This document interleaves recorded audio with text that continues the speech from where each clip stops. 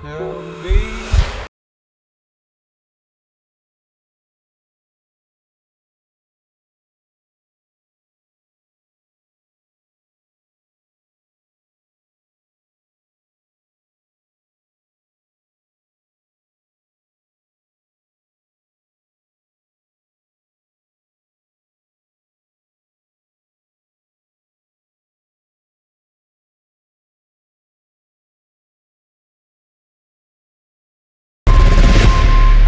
Ladies and gentlemen, welcome aboard Delta Airlines Flight 2998 bound for Atlanta, Georgia, with continued service to Dallas-Fort Worth International Airport. All carry-on items should now be stowed securely, either in an overhead bin or under the seat in front of you. We live? No. Yes. Yo, welcome to It's Up There Podcast. I am your active and attractive host, Big Loon, for another episode of the fastest growing podcast on the market right now. If you want to see the video version of this podcast, you go to Pateron.com. It's Up There Podcast. And then that's where it is. A lot going on in the game as I just come off of a few things, right? So I get right into the show, but I just come off of Dirk tweeting saying, yo, Ack, we're going to do the interview real quick. So last week I spoke on Dirk not doing the DJ Academics interview on Off the Record. And I said that maybe that's a situation where Ack is maybe take that away because his platform is strong and he has to leverage his platform, which I would do the same thing, right? I just wonder how long that business model will last, if that is the business model. And by no means do we mean to degrade DJ Academics or anything like that. We just deal with the information of the game and try to perfect what this is we do in regards to podcasting. This isn't something that we take lightly. Right, this isn't something we do with a half-ass type attitude. Right, we committed to make this thing go to the next level. Right, we committed to innovate in this space. Right, we ain't nowhere trying to copy nobody or do no other shit what niggas is doing. Right, so we trying to provide a certain luxury for your ear, a certain luxury type of vibe for you, so you can not only get something from the game but be entertained at the same time. And so all of us deserve to ask each other what it is we're doing, and also be critical of what it is we say, because the information that touch people will never, ever get to meet, right? But I just looked at that. Then I also seen where the football player was on the field and he was running the routes, NFL scouts today, running his heart out. I mean, he going bam, boom, boom, boom. He tears Achilles and everybody pulled back. All the NFL scouts, didn't nobody check on him, right? And so the internet says, wow, man, it's a cold game, and it is. Unfortunately, these guys are not human beings. They're not viewed as human beings, and we know how unfortunate that is, but they view these dudes like products, right? You got an upcoming product out there that just hurt itself. Let me get away from him. He'll blame me. They always think we up to no good some kind of way. It's a loophole in the game, right? It's unfortunate. And so just a lot going on in the game and a lot for us to talk about, man. My show it's a different kind of show, so it provides people, man. And I appreciate all my new listeners and all my real supporters, right? The people that get the merch, the people that's always liking and sharing. I really appreciate y'all, because in this space, man, a lot of people are looking, but they're looking for different things. There's a lot of people looking to steal the game, right? And so we got to understand that, and we move with understanding that there's different caliber of niggas, right? It ain't one caliber of nigga. We know that it's different caliber of shit going on, so we ain't blind to that. I had my children when I got back in town, and I went and took them to see Batman, and we get into Batman and we fuck with the, I want to go give them the experience of they got the 4DX now, right? Where you able to sit in the, you'll sit in the seats and they move and it got mist and heat come out, and if he get through in the water, water come out if it's raining. I mean, it's interactive. It's some VR type shit, right? And we sitting in there, man. The Batman dude was really quiet, and they really leaned on like the dramatic feel surrounding him, right? It was always the camera coming up close to him, and You know, I every time something happen, he looking off. You know, like let's say they just kill somebody right here, and the camera go to him. He looking this way, and then he look over real slow. I'm like, every time something happen, he looking away from wherever it's happening. And of course, I know what they doing. They doing that for dramatic effect. And I like the movie. My kids enjoyed it. I think they really enjoyed the interactive movie theater, right? With the season. You jerking doing every time they get in one of them car scenes. Oh my God, boy, them seats is doing things that you wouldn't believe. So I asked them. So is we just seeing these kind of movies now? They said, yeah, so I guess we going all 4DX movies from here on out, and getting down. I done figured something else out too, man, in my town, and I don't know, when I got back, we have an issue with children and vapes. Some kind of way kids are getting vapes, and we know vapes are, you don't really know what's in them vapes, right? And so for them kids that's taking them vapes, it's a hell of a risk involved with being associated with it. But what I find unfortunate, and I'm going to keep it all way P with you, if I see it, we going platinum. But they telling me, right, they reporting to me that the people that own the stores in the neighborhood are selling our children vapes. And if I find that to be the case, I ain't going to lie to you, I'm going to have to make a bond. You feel me? Because my children go to a store and you will sell them something like that. That's a really big problem. And I think we definitely gotta really, really check that out and make sure that ain't a thing. Cause we know they don't care about our children. They'll give our children poison if they'll buy it. They'll try to sell our children poison. Right? So we gotta make sure we up on that kind of shit. All right, so let's talk about Steve Harvey going to sit with my homies, Earn Your Leisure. For those of you unaware, Steve Harvey went over to Earn Your Leisure's podcast and had one of the most legendary interviews that I've seen 3 black men have in regards to information, just letting them land and build. They let Harvey build. This is what I'm saying about your style. Got to be able to change when you go to doing these interviews. Sometimes you got to go from being super informative to now fall back and let the guest do his one too. And I'm really proud of Earn Your Leisure, and I always got a certain love for Earn Your Leisure because they literally are one of the only people in the game that as soon as they met me, they really came and got on the show.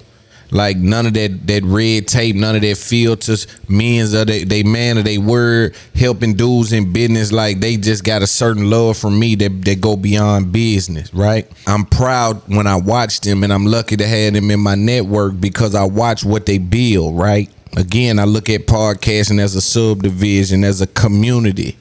And as we all work, as we all build up our houses, I like to see what wood that this dude is using, and you know how he carved his driveway out, and how his roof is gonna be, and how far his ceilings go up. Like I like to pay attention to those things, and that business model that them dudes are building over at Earn Your Leisure, in my opinion, it runs neck to neck with some of the biggest platforms out there in regards to financial literacy. But the more important thing than that, or as important as that, is the brand matches the hustle.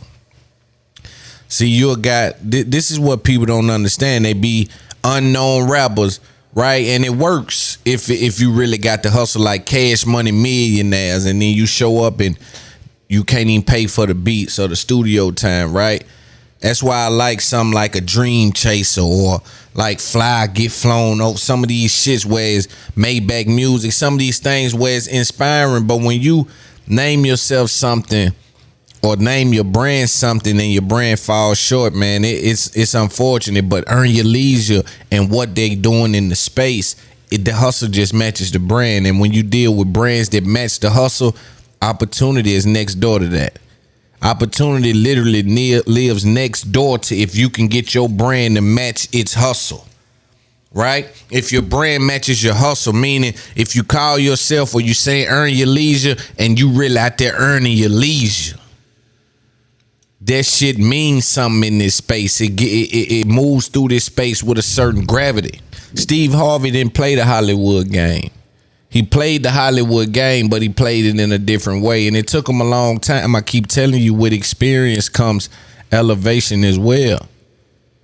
Lucky for them, they get a head start in regards to reps, right? Even though they left a lot of yards on the field in regards to business acumen, right? They wasn't thinking with the right business mind. And so they left a lot of yards on the field, but in regards to reps, they got a lot of men. And so that's why you hear him, and we'll play a little bit of it and get into it, but you hear Harvey go on and say he didn't own the Steve Harvey show, or they stole America's Got Talent from him. Like, there's a lot of things happening when you go through Hollywood, but you had to have your eyes open, and it's about information.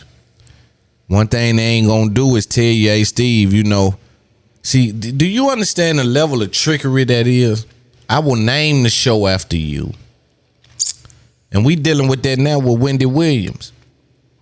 And when I say we, I mean we observing it, meaning we better learn from it. Because for Harvey to go through it and Wendy Williams to go through it, there's a failure there.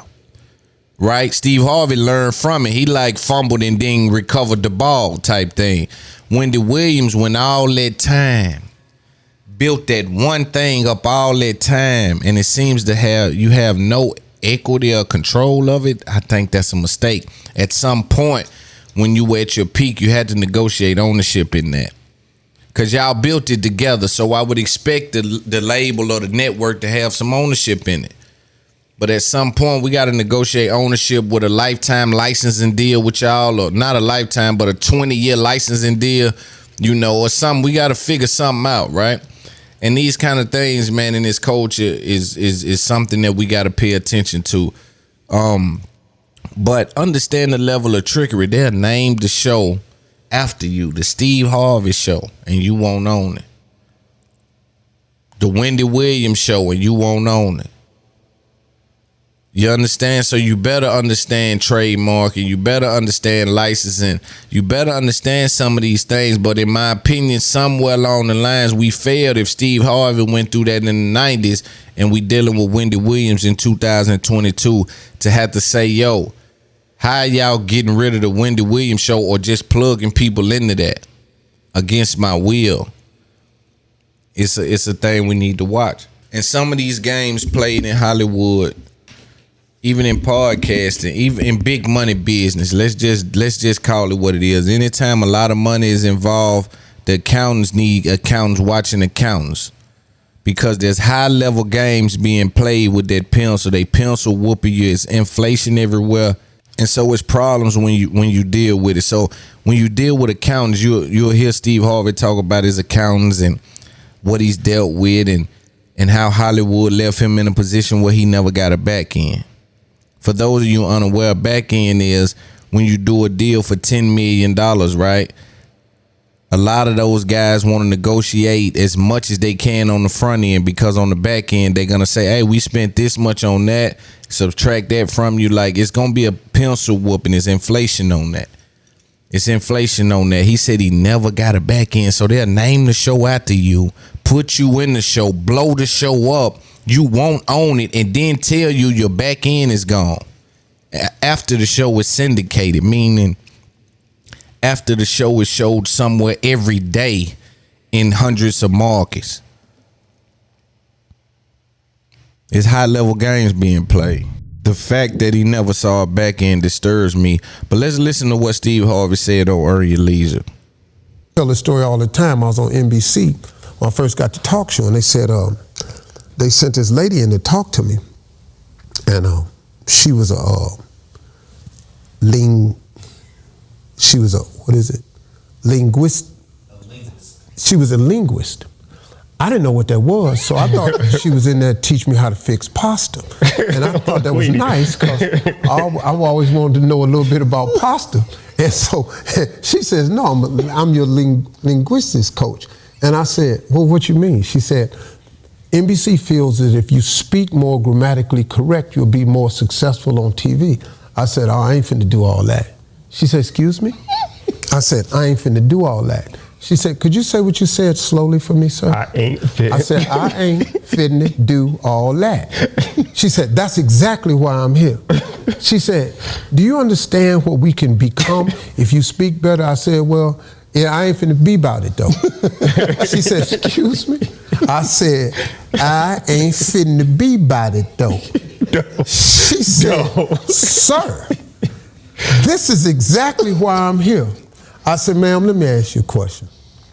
I said, because I'm not finna change. She said, why not? I said, let me ask you a question. Which one of these sound better to you?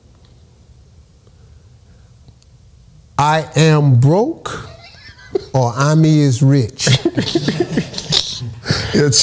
I said, see? Now, you talking to me, but I'm is rich. I'm is rich now.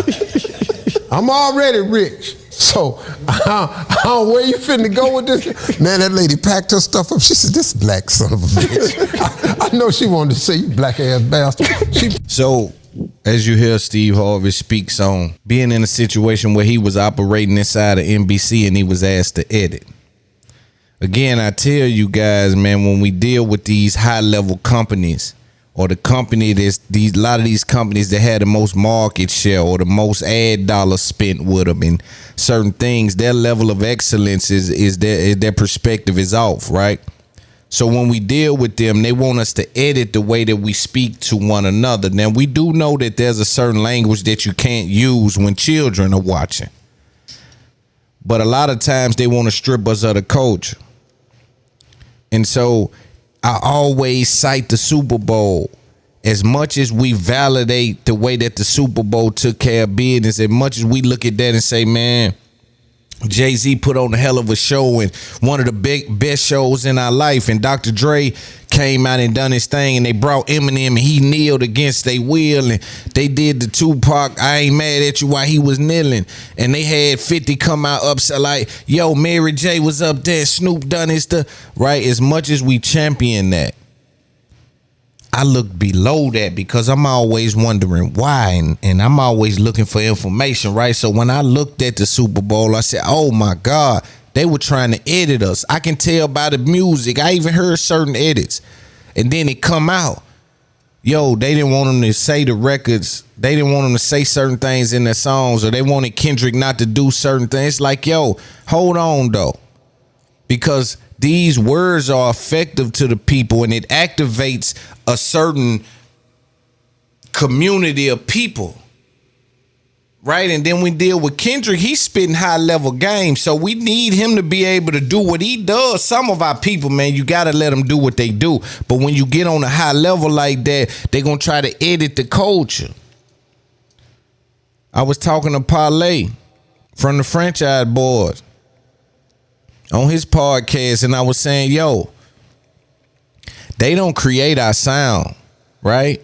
They can't create our sound. Number one, our sound is found in the ghetto. It's found, the warehouses in the projects. They don't have access to the projects. It's the most dangerous place in the world. They don't have access to it. They don't have a post in the project. It ain't no way they can get the music.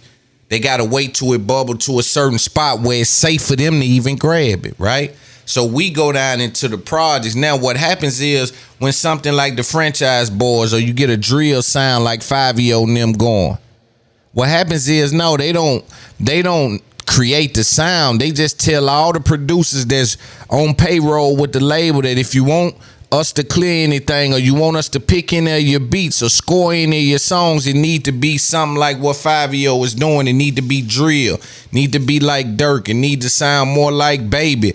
You know, they want to hijack the sound. Just like with the Franchise Boys, I remember when snap music was a thing. They took the claps out of every song in the world and put snaps in it for a short period of time. Everything come out of a label had a snap instead of a clap. Instead of a snare, it had a snap. Right? This is what they were doing. And so they don't create this stuff. They manufacture it. And when you manufacture something, you don't come up with the design most of the time. To design something and to manufacture it are two different processes, even if you can do both. But the label tends to manufacture what we make cool, or what we tend to have down in the ghetto. And that's what happens. And so they can't create it. They can manufacture it. But it's crazy to manufacture something and then try to edit. It's almost like if I come and buy your recipe, you use sea salt, and because I can save a few dollars or a few cents on each pound, I want to use regular salt, right? I want to use regular salt. Fuck how it influence the taste or the texture of the food. I just want to save the money. And for them, it ain't saving the money. It's what they think could be toxic. It's what they think. And then when we deal with words that's liberating, they definitely want to censor that. That's why my podcast is so powerful, because they know I'm going to get on there and put the game down. I don't speak for anyone on behalf of anything. I'm uninfluenced by the things that everybody's influenced by. I'm in a situation that if I wasn't involved in the inception, then I'm not interested, right? So if I don't have the ingredients, I'm not going in the kitchen for it. So everything that you see me next to, I got something to do with. My time is of the essence, and I would hope everybody uses it like that. But it's crazy to hear somebody like Steve Harvey say, yo, they wanted me to edit. They wanted me to edit how I talk. Fuck that, it got me to this level. Yo, I've been selling these for $18, bro. This pie right here, this way, been selling for $18. Yeah, but we can cut costs. Well, damn, we gonna lose customers. Yeah, but the cost, right? And for us, it ain't the money I'm talking. It's an analogy. What it loses when they edit it is it loses the effectiveness for my people. They can no longer grab hold of what I'm saying once I put what you want me to say in it. Once I don't craft it in a way that they can understand it, then now it's uninfluential. Now it don't even hit the same. And what I also respected is Steve talked about the agent getting 10% and this person getting 15% and 18% gone, and then the taxes is there. And a lot of these people you paying for no reason. Right now I'm paying a CPA and I'm like, what we doing? You need to like, yo, I need to see work being done, because I don't just pay because you got a title. That ain't how we do. And so it ain't that we can't afford it. It's that we can't afford it. Right? In regards to our understanding of how we doing business. We done bootstrapped everything, not because we poor, but because we understand we got levels that we gotta go. It's levels we gotta go up. So ain't no way in the hell I'm finna have him charging me this and them charging me that and them charging me. No, we not doing that. Let's listen to a little bit more of the interview. Do that? Not changing. So when did it actually, because you were saying you had financial hardship 2005 and you still was making some mistakes, but we're in your state now, so obviously things changed dramatically. So what was the turning point? What was the turning point from, making mistakes to actually going on a skyrocket? I know, man, that this gonna sound like cliche-ish and corny, but a woman was the difference maker in my life. My wife. When I married Marjorie, man. 2007, 2009? 2007, we got married. It changed the game for me.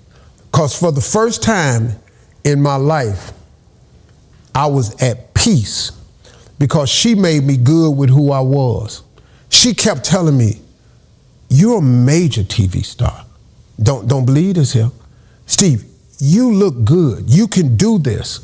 You're talented. You're the best.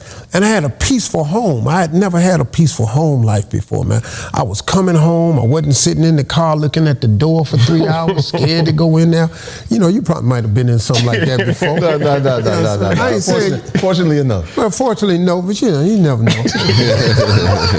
Faith, man. Yeah, faith. Yeah, I know. But you're going to sit in that driveway, even if you're happy.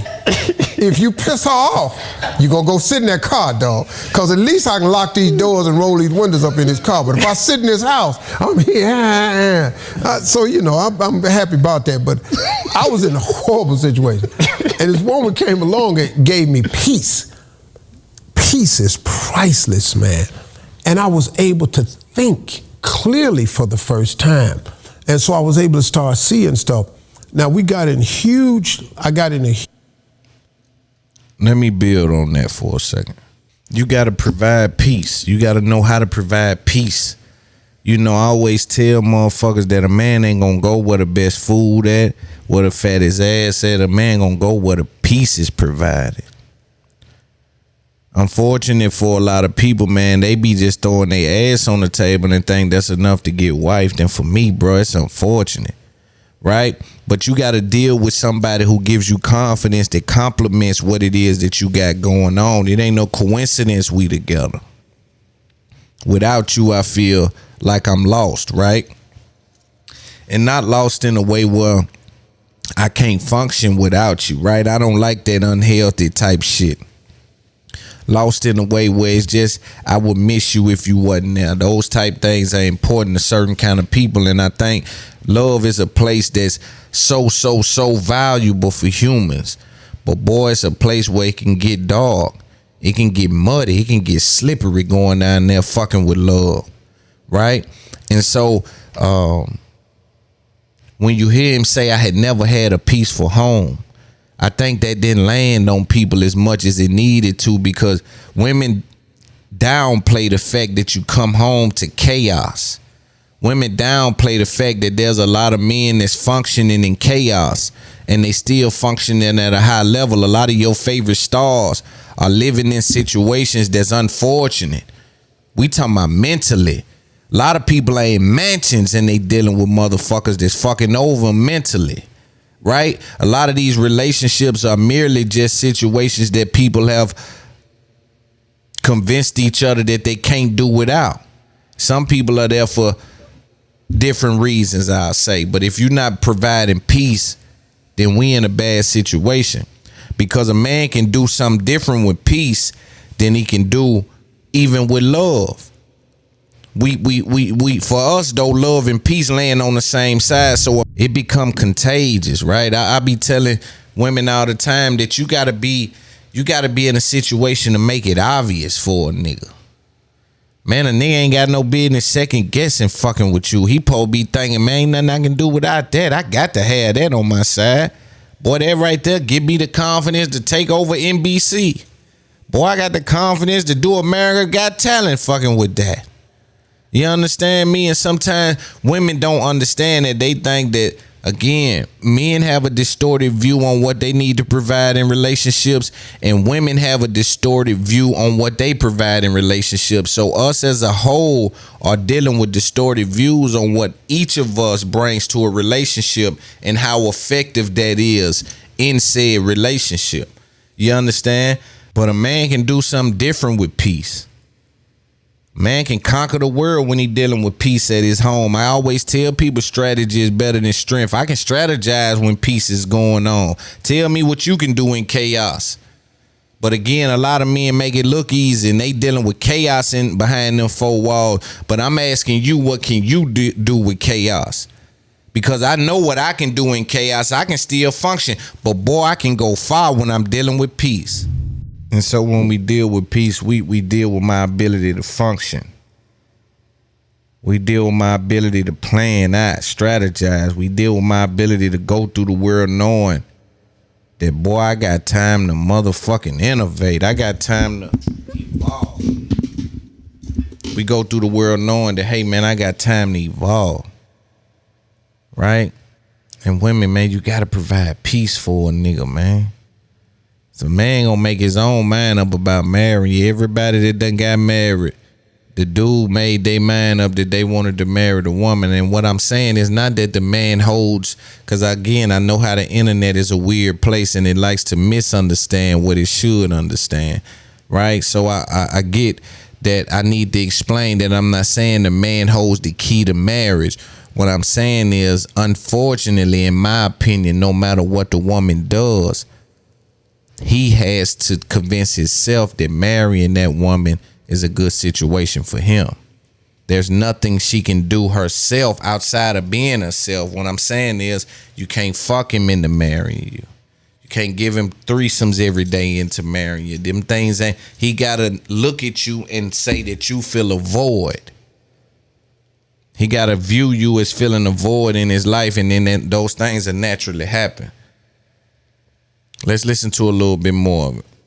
Huge tax situation in 2008, because my divorce was in 2005, and my accountant had gotten in cahoots, and next thing you know, My accountant died, and a girl that worked for him called my lawyer and said, we have a problem.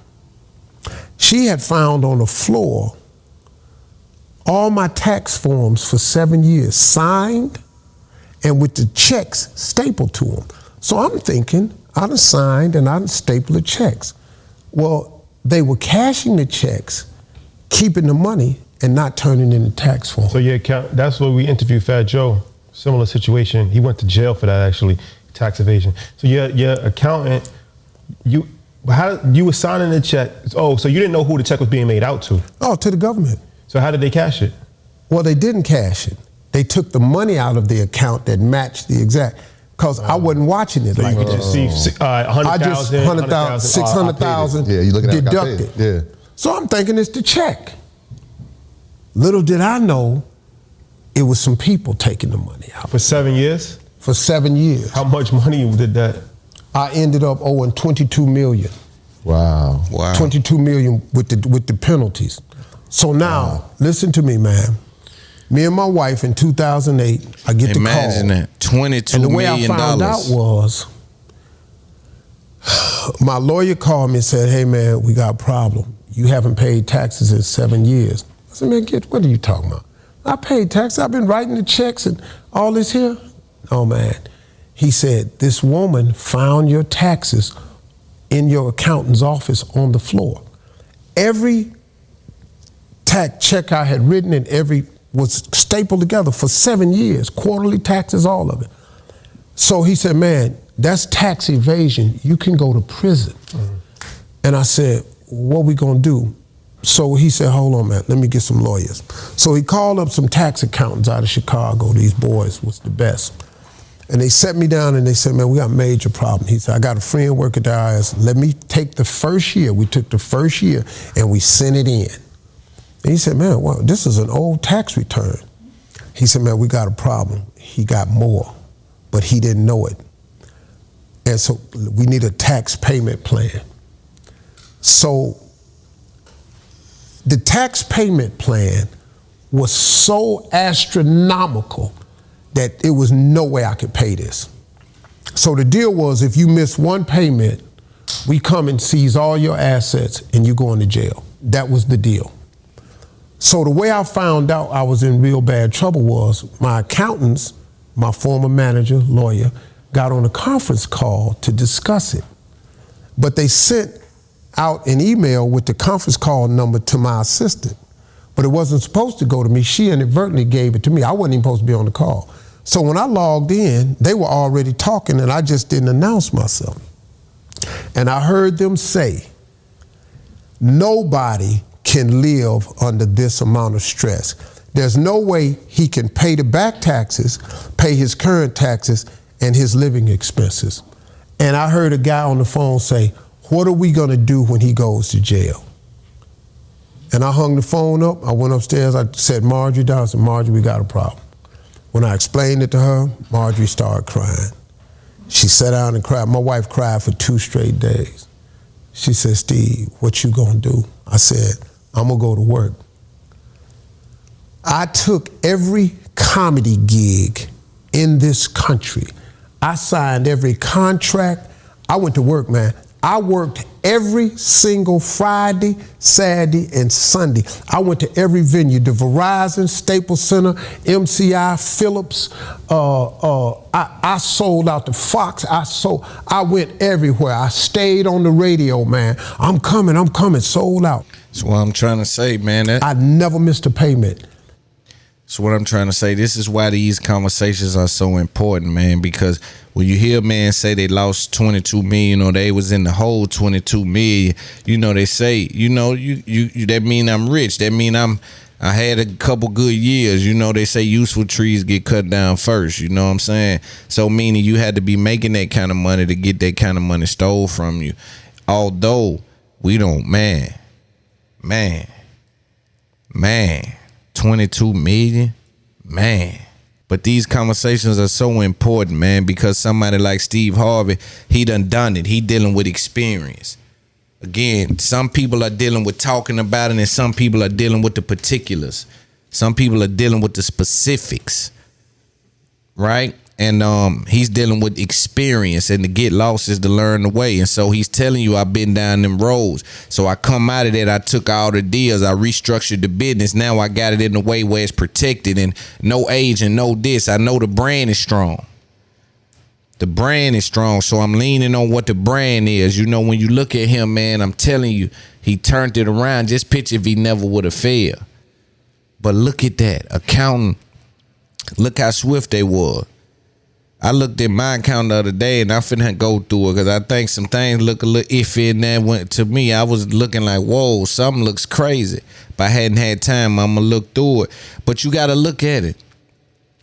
They were so swift that he write a check for $180,000. Instead of cashing the check, they just go pull $180,000 out the account. So he ain't looking at his withdrawal, just the money gone. So okay, that's the taxes. I don't give a fuck who do your taxes. You responsible, says the government. I don't know how they got this in place, but boy, it's rocking and rolling.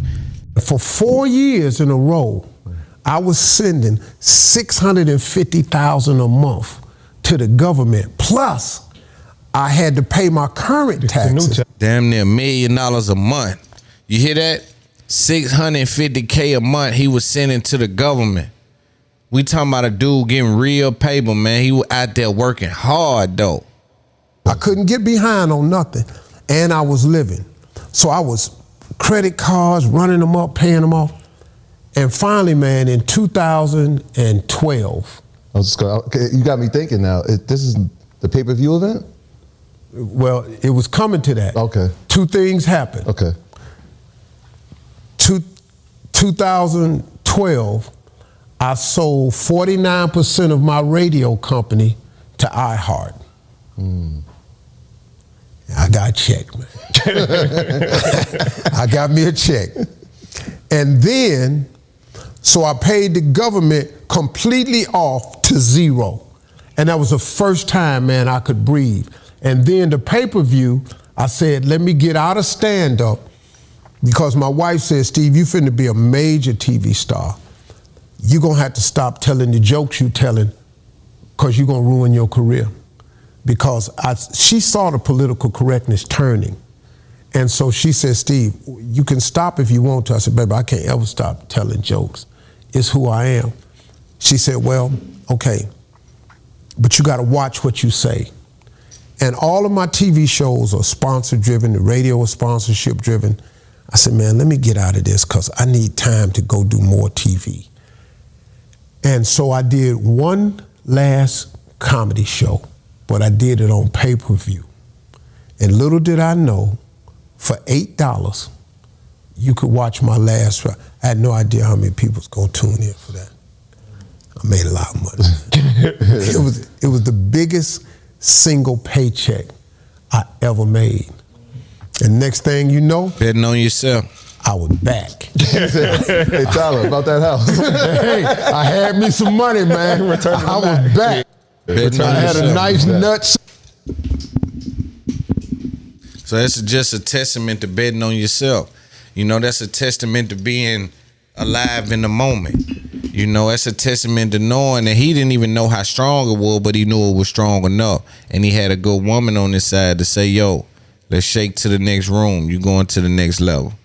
Right? And delusional or not, we gonna believe in each other and we gonna push each other to the next level. If you haven't seen that interview on Earn Your Leisure, man, with Steve Harvey, the great and powerful, man, go definitely see that.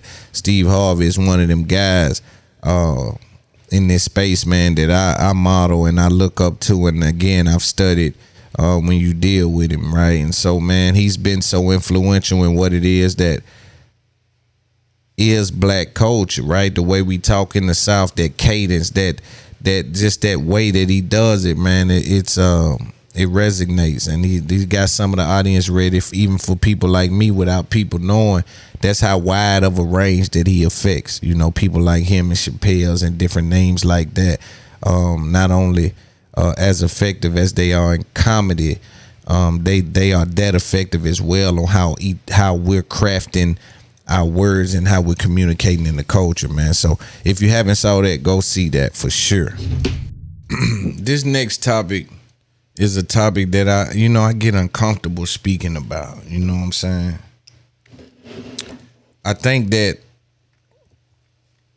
first, my first feeling is I get uncomfortable, but then I understand that we dealing with a situation where people are grabbing for straws, man. Dudes need something to get out the ghetto. Like, I hate to speak about, man. I ain't gonna say I hate to speak about it because it's game to be given when we speak about it, right? The youngsters need to learn how to and why to, right? They need to learn when, where, and why, and what. You understand me? So every situation you can learn from, you can always view the glass as half empty or half full. I'ma always go with half full, as I'm always looking for elevation, right? I also know not to negotiate with need, because desperation is unattractive, but that's another situation, right? This next topic is about Herbo, and one of his homeboys came out and said some things about him not living his raps and how he ain't taking care of grown men. I find it unfortunate that dudes are in situations where they can't seem to find nothing going on, right? But I understand it a little bit. I understand everybody ain't a hustler. I understand that some people got to be handed a situation, right? And if you have been using them people, that's when the situation becomes uncomfortable for you. Because if you use me to crash something, or I've done something for you and I ain't even in a situation to have lawyer money, we gonna always view that as being, yeah, that ain't gangster, that ain't real, that ain't pushing P, that ain't one of us. We ain't gonna never do that. If it happened on my watch, then it's on my type time, right? It's me. I'm the one that got to make sure that everything is whole and everybody's left to feel whole. We live in a digital age and niggas can't figure out how to make minimum wage. The internet is a place, man, where you gotta figure out something. I was riding with my children, man, today, and I like to give my kids game. I like to talk to them about the who's and the what's. I like to get them a level of information at an age that I know they can't digest, but they can't forget either. Some of the most interesting conversations, right, that I have come from them dudes. So I was riding with them. I'm like, yo, you want to become a billionaire, fix a problem. Young niggas got to get around niggas that's valuable in this space and fix a problem. If you see that every time I go somewhere, my white Air Forces, I got to run to the store everywhere I land, you need to figure out a way how to make sure you can, right? And that's a service we can build this label as a stylist, right? And you got to fix a problem, man. You can't be around me just because one day I might need the killers. We ain't giving, I had to tell my children, man, don't let nobody put y'all in the trick bag, man. That'll disappoint your daddy, man. Your daddy give you supreme game. Don't let nobody put you in the trick bag. Don't let them trick you into thinking you're going to need the killers. The killers is for hire, man. The killers will do something to their homeboy for somebody from the other side of town if he got the right amount of money. So the killers is for hire. Go get you some money. They'll muscle you your whole life under the guise of one day you might need the killers. But let's look at the homie again. I don't know Herbo, so I ain't speaking for Herbo. I'm speaking for the youngsters that need the information on how to navigate around this game. Right? We birthing millionaires, billionaires. We birthing, so I got to put the game down. But this guy right here used to be a part of, for those of you who may not know who Herbo is, a rapper from out of Chicago. He's part of that drill movement. He has No Limit on his name, which is a clique out of Chicago. So apparently this guy is a part of the clique out of Chicago. And one of the original guys, one of the original members, and he got a way he feel that Herbo ain't been living up to his name. Or ain't been living up to his raps. Let's listen to what he said. He reached out to and tried to put him on a label or put him in situations as far as music? In 2018, Herb say, man, I got the 150 Dream Team label. I'm finna sign like 3-4 y'all. He was trying to sign Lil 40. You probably know him. His rap name, Lil 40, that's one of the guys. Crazy James, J Dot, my nigga Hollow. There's some more miscellaneous motherfuckers he had on the label. But it was only like 4 or 5 of the guys he was trying to sign. He gigged folding them up. Yeah, I'm finna sign y'all to the label. Ooh. Folding them ready. We in the trenches hungry. Not even we. They in the trenches hungry. But I'm hungry too, but I'm just speaking on their behalf. Folding them hungry. Now, nigga who up all these hundreds of thousands, M's, whatever. You tell a nigga like that, some shit like that, who got $0, or, you know, a couple thousand to their name, you banking on this shit like, damn, we finna get signed, bro, finna do some righteous shit. Folks reneged on the guys, never signed them. Got them doing all type of weird shit, like wishing, trying to see is he still finna do the shit, don't do the shit. Weird shit, folks. Like, I don't salute that type of shit, folks. So the homie speaking about record deals and things like that, but it's layers of game up under that need to be spoken about. It's layers of game up under that need to be explained. First thing that the young niggas need to understand is on the entourage or beside the rap niggas is a lot of rap niggas ain't got what you think they got, and that's respectful to they hustle. The game that they in doesn't provide a runway to really get no equity, to get no real expansion. That's number one. But see, I'm in podcasting, and elevation is necessary for me. I understand the game I'm in. I understand what it's worth and what it costs. A lot of y'all just want to know, how much can I get? I need to know what it costs to build it. Because I plan on doing this 20 times, just so we clear.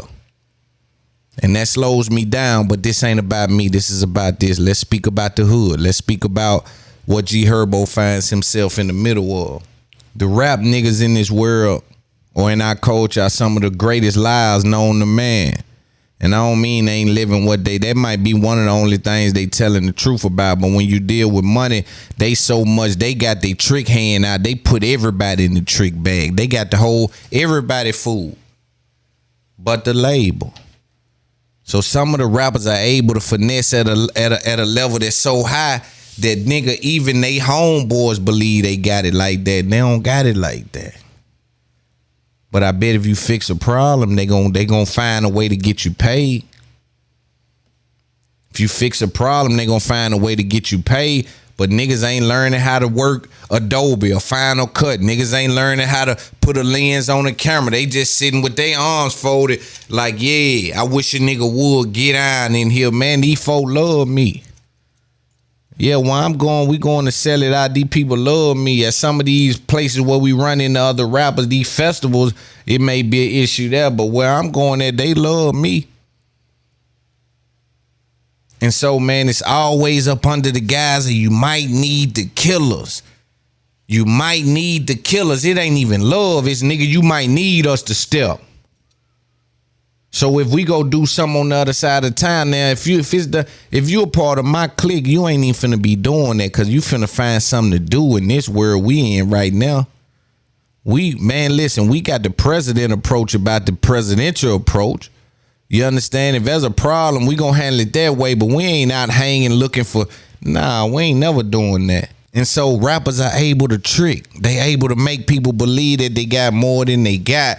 And sometimes it leads to turmoil in their own clique. Cause the homies like, yo, man, you went up with 1 million on Instagram and you didn't get such and such 5K by this bond. You know what I mean? It provides them with no understanding because they don't understand the music business. Then it becomes emotional extortion. A lot of rich niggas deal with emotional extortion. Dudes that get around you and make you feel bad because you ain't giving them nothing. Like, yo, man, listen, I'm hustling hard. I barely sleep. They got me up and I'm in 2 cities in one day and all this kind of shit. I'm on airplanes. It's uncomfortable. I got equipment and shit going on. And you talking about giving y'all something, man. Listen, y'all dude wouldn't pass out a flyer, post an Instagram post, screen record nothing, and send a nigga no topic. Y'all wasn't doing nothing, and I'm supposed to give it to y'all. Because one day I might need the killers. Man, you got to come from a family of people that's willing to take care of the business, man. And you got to be able to stand on that business yourself. But if all else fails, the killers is for hire, man. Let's not be confused. I just hate to see it, man, because I'm telling you, I really believe a lot of times that a lot of us is dealing with emotional extortion. It's like, get around you, man. I'm doing bad, man. I sure wish, boy, I like that watch, boy. I sure wish man, mama and them said they bad. It was, you know, they tapping into that emotional thing you got in you. You know what I'm saying? And it's fucked up that you got to turn that off at some point, because you'll go broke and then they'll laugh at you for being broke. And shit, givers gotta have limits, because takers don't have none. These dudes will keep coming back and back and back and back. And not saying him, I'm telling you what I know to be the case. What I know to be the case, they'll keep coming back and back and back and back and back, and they'll keep going to jail and fucking up and doing this and doing now. Man, I'm not finna keep me, Loon. I'm not. But I don't need niggas to handle the wax for me. If you scare me, nigga, we gonna figure out a way to make sure I ain't scared. But they don't have no limits, and they don't understand that a little bit plus a little bit plus a little bit plus a little bit plus a little bit, that's a lot. Yeah, they keep asking for a little bit. They don't understand a little bit plus a little bit plus, that's a lot. Plus a little bit plus that's a lot.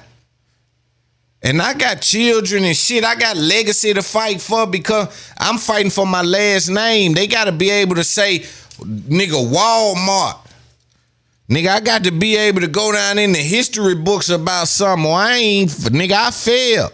And as much as I feel for the homies, you know, I know the homies need help in the hood. I think they need information, though. Because if you can't do nothing with information, my money ain't no good to you. Yeah, if you can't do nothing with the knowledge, my money ain't no good to you. That's what the old saying is, a fool and his money will soon part ways. They ain't talking about just out the clear blue sky. They saying a fool with money gonna continue to make bad decision after bad decision after bad decision. He gonna part ways with his money. Ain't nobody got to take it. Because his inability to understand what's necessary is going to cause for him to part ways with his money. See, it's certain things that's necessary to keep money that it wasn't even necessary to get the money. That's when they say the game changed, because it's a different twitch on it. It's a different movement to keep the money than it was to get the money. A lot of niggas say the first million is your hardest to get. You understand me? But one thing about Loon, I'm not going to be emotionally extorted, right? Because again, I spoke about it last week. Anybody I owe, I'm going to pay them. Y'all just ain't convinced me I owed y'all nothing. And y'all, man, I owe y'all something, but I'm trying to figure out where you got that from, because the receipts I got don't got your name on them. So somewhere along the line, somebody done lied somewhere. And nobody don't want to identify what a lie lies at. Everybody just want to take whoever's side. I'm uninterested in that bullshit. Right? The money is my motivation right now. It's one thing that's on my mind, and that's unfortunate for my haters, and that's to get the money. Because no matter what they say, I'm going to go get the money. No matter what they do, I'ma go get the money. No matter who like the post, I'ma go get the money. No matter who don't repost it, I'ma go get the money. Ain't but two things for sure. I'ma go get the money, and you can bet on that. Them the two things. I'ma go get the money, and you can bet on that. Them things is for sure. But rappers know how to trick. Rappers is high level jujitsu, mental game. Let's take a look at what No Limit Cairo said. He made them niggas like real life, like somebody was trying to sign Lil 40, another lady was trying to sign Lil 40, he called her like, you know, like, what up, folks? Somebody trying to sign me. Hey man, don't sign that shit. Wait on me. Still ain't came to get the shorty. You know, like he never came, for he sold for them a dream. I don't know what he did it for. He wanted the motherfuckers to stick around him, stick with him. Like, I don't know if he called himself playing chess, like doing rapper goofy shit, just trying to have motherfuckers around him who he thinks some muscle. I don't know what niggas be doing. I just only assume. I know that shit wacky though. So, you know, how does that feel? Like, does that feel like shit was down there fake the whole time type shit being used. Yeah, that shit'll make a motherfucker feel used, so like there shouldn't be no hidden agendas with the guys, so like I can't go get a motherfucker. I'd be wrong if I go get a young nigga that's younger than me saying, I'm finna go on this suicide mission, but I'm finna go get one of these young niggas that's younger than me and let him get out the car and shoot first or some shit. I can't do no shit like that because it's like, that's having a hidden agenda. Like, I know I'm damn that end up getting killed, but I'm finna let Shorty catch these bullets. I'm finna let him do all this. All that shit hidden agendas for. Like, you shouldn't have no hidden agendas behind your homies for. Everything should be genuine. Like, you shouldn't come get a nigga for some shit you want another nigga to do or yourself to do. So is there anybody like around him that ever like bring this to his attention or have these convos with him and try to see like where his head at or why he not doing them type of things? Oh yeah. He always just sold motherfuckers dreams, so like I'm finna make sure for them straight. He called me. He said, Cairo, you want a 150 chain? I said, yeah, if you grab that motherfucker, I'll take it. I'll wear that motherfucker. People has been getting like 15 150 chains in like 2018 and passed the bitches out to the guys. He never did that. Lied about that. Like, niggas just be lying for like, that's that rap shit. I don't be knowing if that's how niggas was before rap, but I just say shit, that's that rap goofy shit. Like, don't sell me no dream. I wasn't thinking about no chain before you even asked me about that motherfucker. I was living life. So you can't do that either. That go day by day. I'm gonna keep it gangster. You can't do that either now. You can't promise niggas nothing and not come through now. That is a different type thing. Like the reason, like the image type shit, the shit that I... If he done that. Like, so hearing this down there kind of... Man. That shit kind of be fucked up for me. That shit shock a lot of niggas, for like, every nigga who rap not rapping what they living for. Like, it's niggas from New Orleans not rapping what they living. It's a nigga from every state not rapping what they living. But we grew up on this shit. Like, it's niggas growing up under her right now. Like, I don't listen to G Herbo. He a gangster. Bro ain't rapping what he living, or he ain't no goofy though. Like, he not no, I won't say he no lame, let a nigga whoop him, or he won't clap a motherfucker if they play with him. Like, he ain't never did that shit. He'll whoop a motherfucker like, bro, from my shit. Everybody from my shit ain't no goofy. Everybody did gangster shit and all shit. I ain't gonna take shit from him like he just over soft. Everybody whoop a motherfucker. Everybody defend themselves and clap a nigga. But he not rapping what he living for. Rapping what you living is, doing shit for your homies. I'm bond folks in the mountain. Ooh. Then folks them get a bond. Man, we need folks short 5,000 on this bond. Motherfuckers saying goofy shit. Fuck you get locked up for. Man, I ain't finna keep helping y'all ass. You ain't even help a motherfucker not once. You ain't paid for no niggas bonds enough to be a millionaire talking about you ain't helping a nigga. That shit sound wacky. See, I look at that a certain way because for me it be uncomfortable. I be uncomfortable asking niggas for shit, like even for interviews or like DMing a nigga or something like that. Shit be like, man, that shit feel uncomfortable for me. So, I really don't know, but I also don't know what it's like to like be around somebody that like my homie is super rich or some shit. Like, I don't know what that's like. I've always been the nigga, I just be by myself type thing. I know everybody, but I just don't be really just like, I don't know. I just don't know what that feeling is. You know what I'm saying? But he like, yo, you a millionaire, you ain't broke enough bread. But see, he went on to say that G Herbo allegedly is using their name and shit like that in his songs. See, that's another thing. But again, for me, dog, it's just crazy. Now, I wanna explain people this. The hood is a different thing. I know my audience is wide and I got a lot of people watching. So the hood is like this. At least where I'm from. I'm speaking on my town where I'm from. The hood is like this here. You got a hood of dudes. But then inside that hood, you got cliques of dudes. And you got this clique, don't mess with this clique, but they both from this hood. So sometimes you dealing with people that's from my hood that may not have the best things to say about me because our interactions ain't the best, but you can't come over here and do nothing.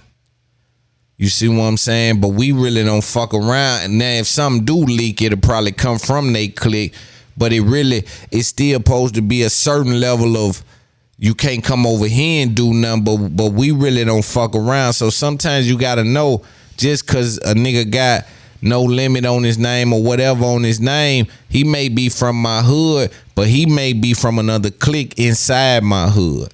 You see what I'm saying? So that's a different thing, cause you hear dudes say they grew up with him and I really didn't know him or he wasn't outside. Them kind of things, they're gonna say a lot of different things, especially when you promising them. If you just listen, you'll hear why there's an issue.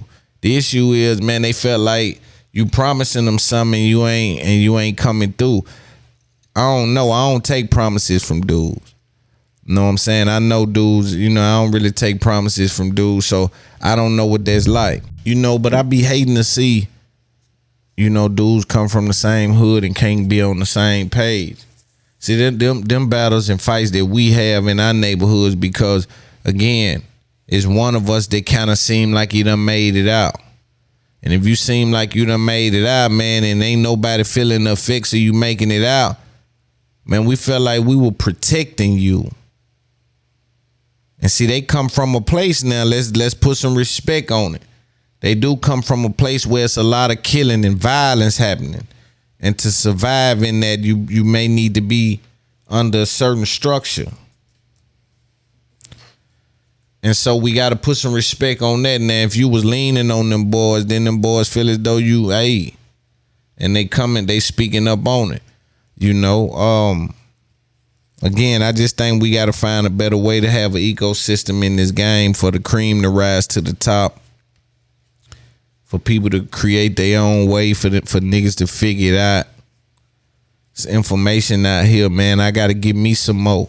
There's things that I need to be doing that I ain't necessarily did or took advantage of, and building my team is one of them.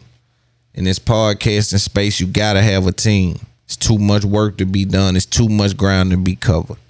You got to have a team, but your team got to be comfortable with their role. And when I say comfortable, I mean that, hey, man, if they are not on the forefront, if they may not get the light, but they putting the work in, man, so your publicist shouldn't want to be famous.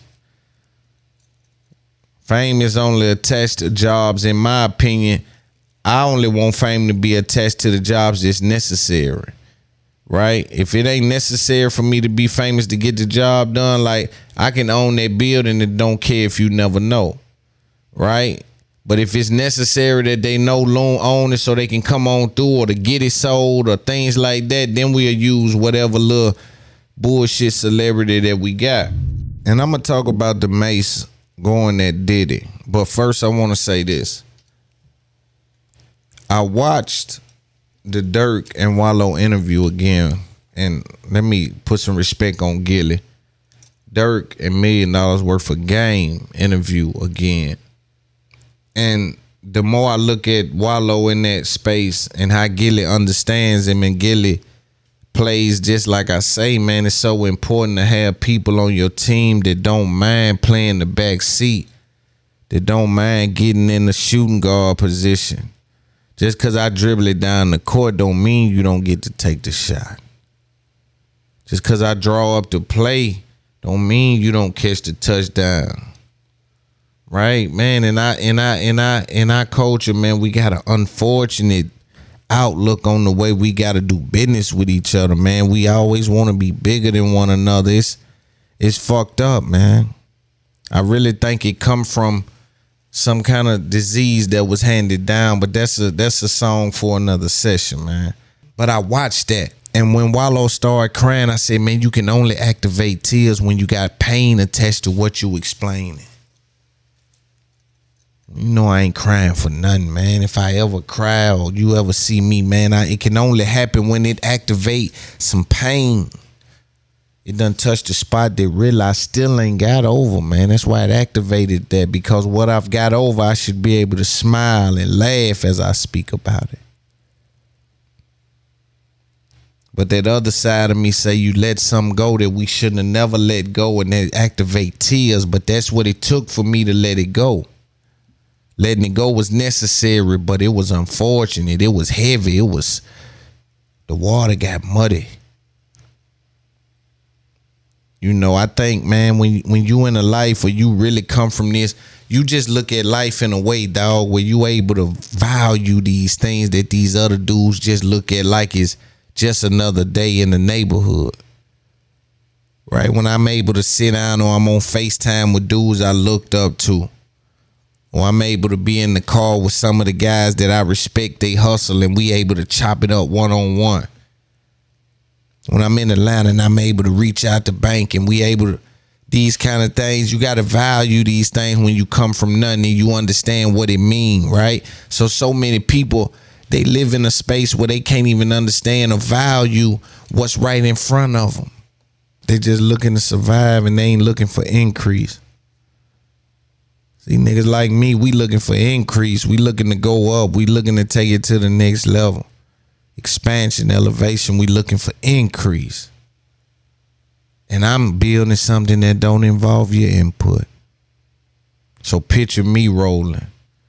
I got the ingredients to go to the next level. Can't be stopped. Can't be fucked with on no level. I done read too much. I know how to lay over and play dead if I got to. I know how to make them think I don't know nothing. Every time I appear smart, it's just me just playing with the game. I really don't know nothing. I'm clear that I'm in Bluetooth mode, so I'm thinking as I'm moving. You moving without thinking. I'm thinking as I'm moving. Strategy is better than strength. These things is shit I live by. Measure twice, cut once. I understand what I'm up against, right? I'm up against an industry. They left me no information. And they'll wink at you, but they won't fuck. They'll come get the game, but they won't get you a deal. They won't put nothing on the table. About no money. You got to work around it, though.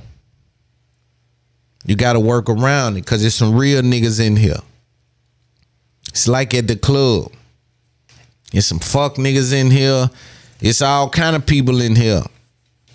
But it is some real niggas in here. What section you in?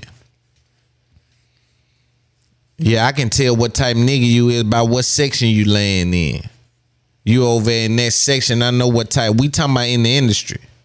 We talking about far as where they cutting checks, who getting money, and what's happening. But I said it's needed, man. I can't wait, man, and I'm on my way to LA again. Can't wait. We finna create some moments with this shit, like this podcast and shit, man. We finna create some moments.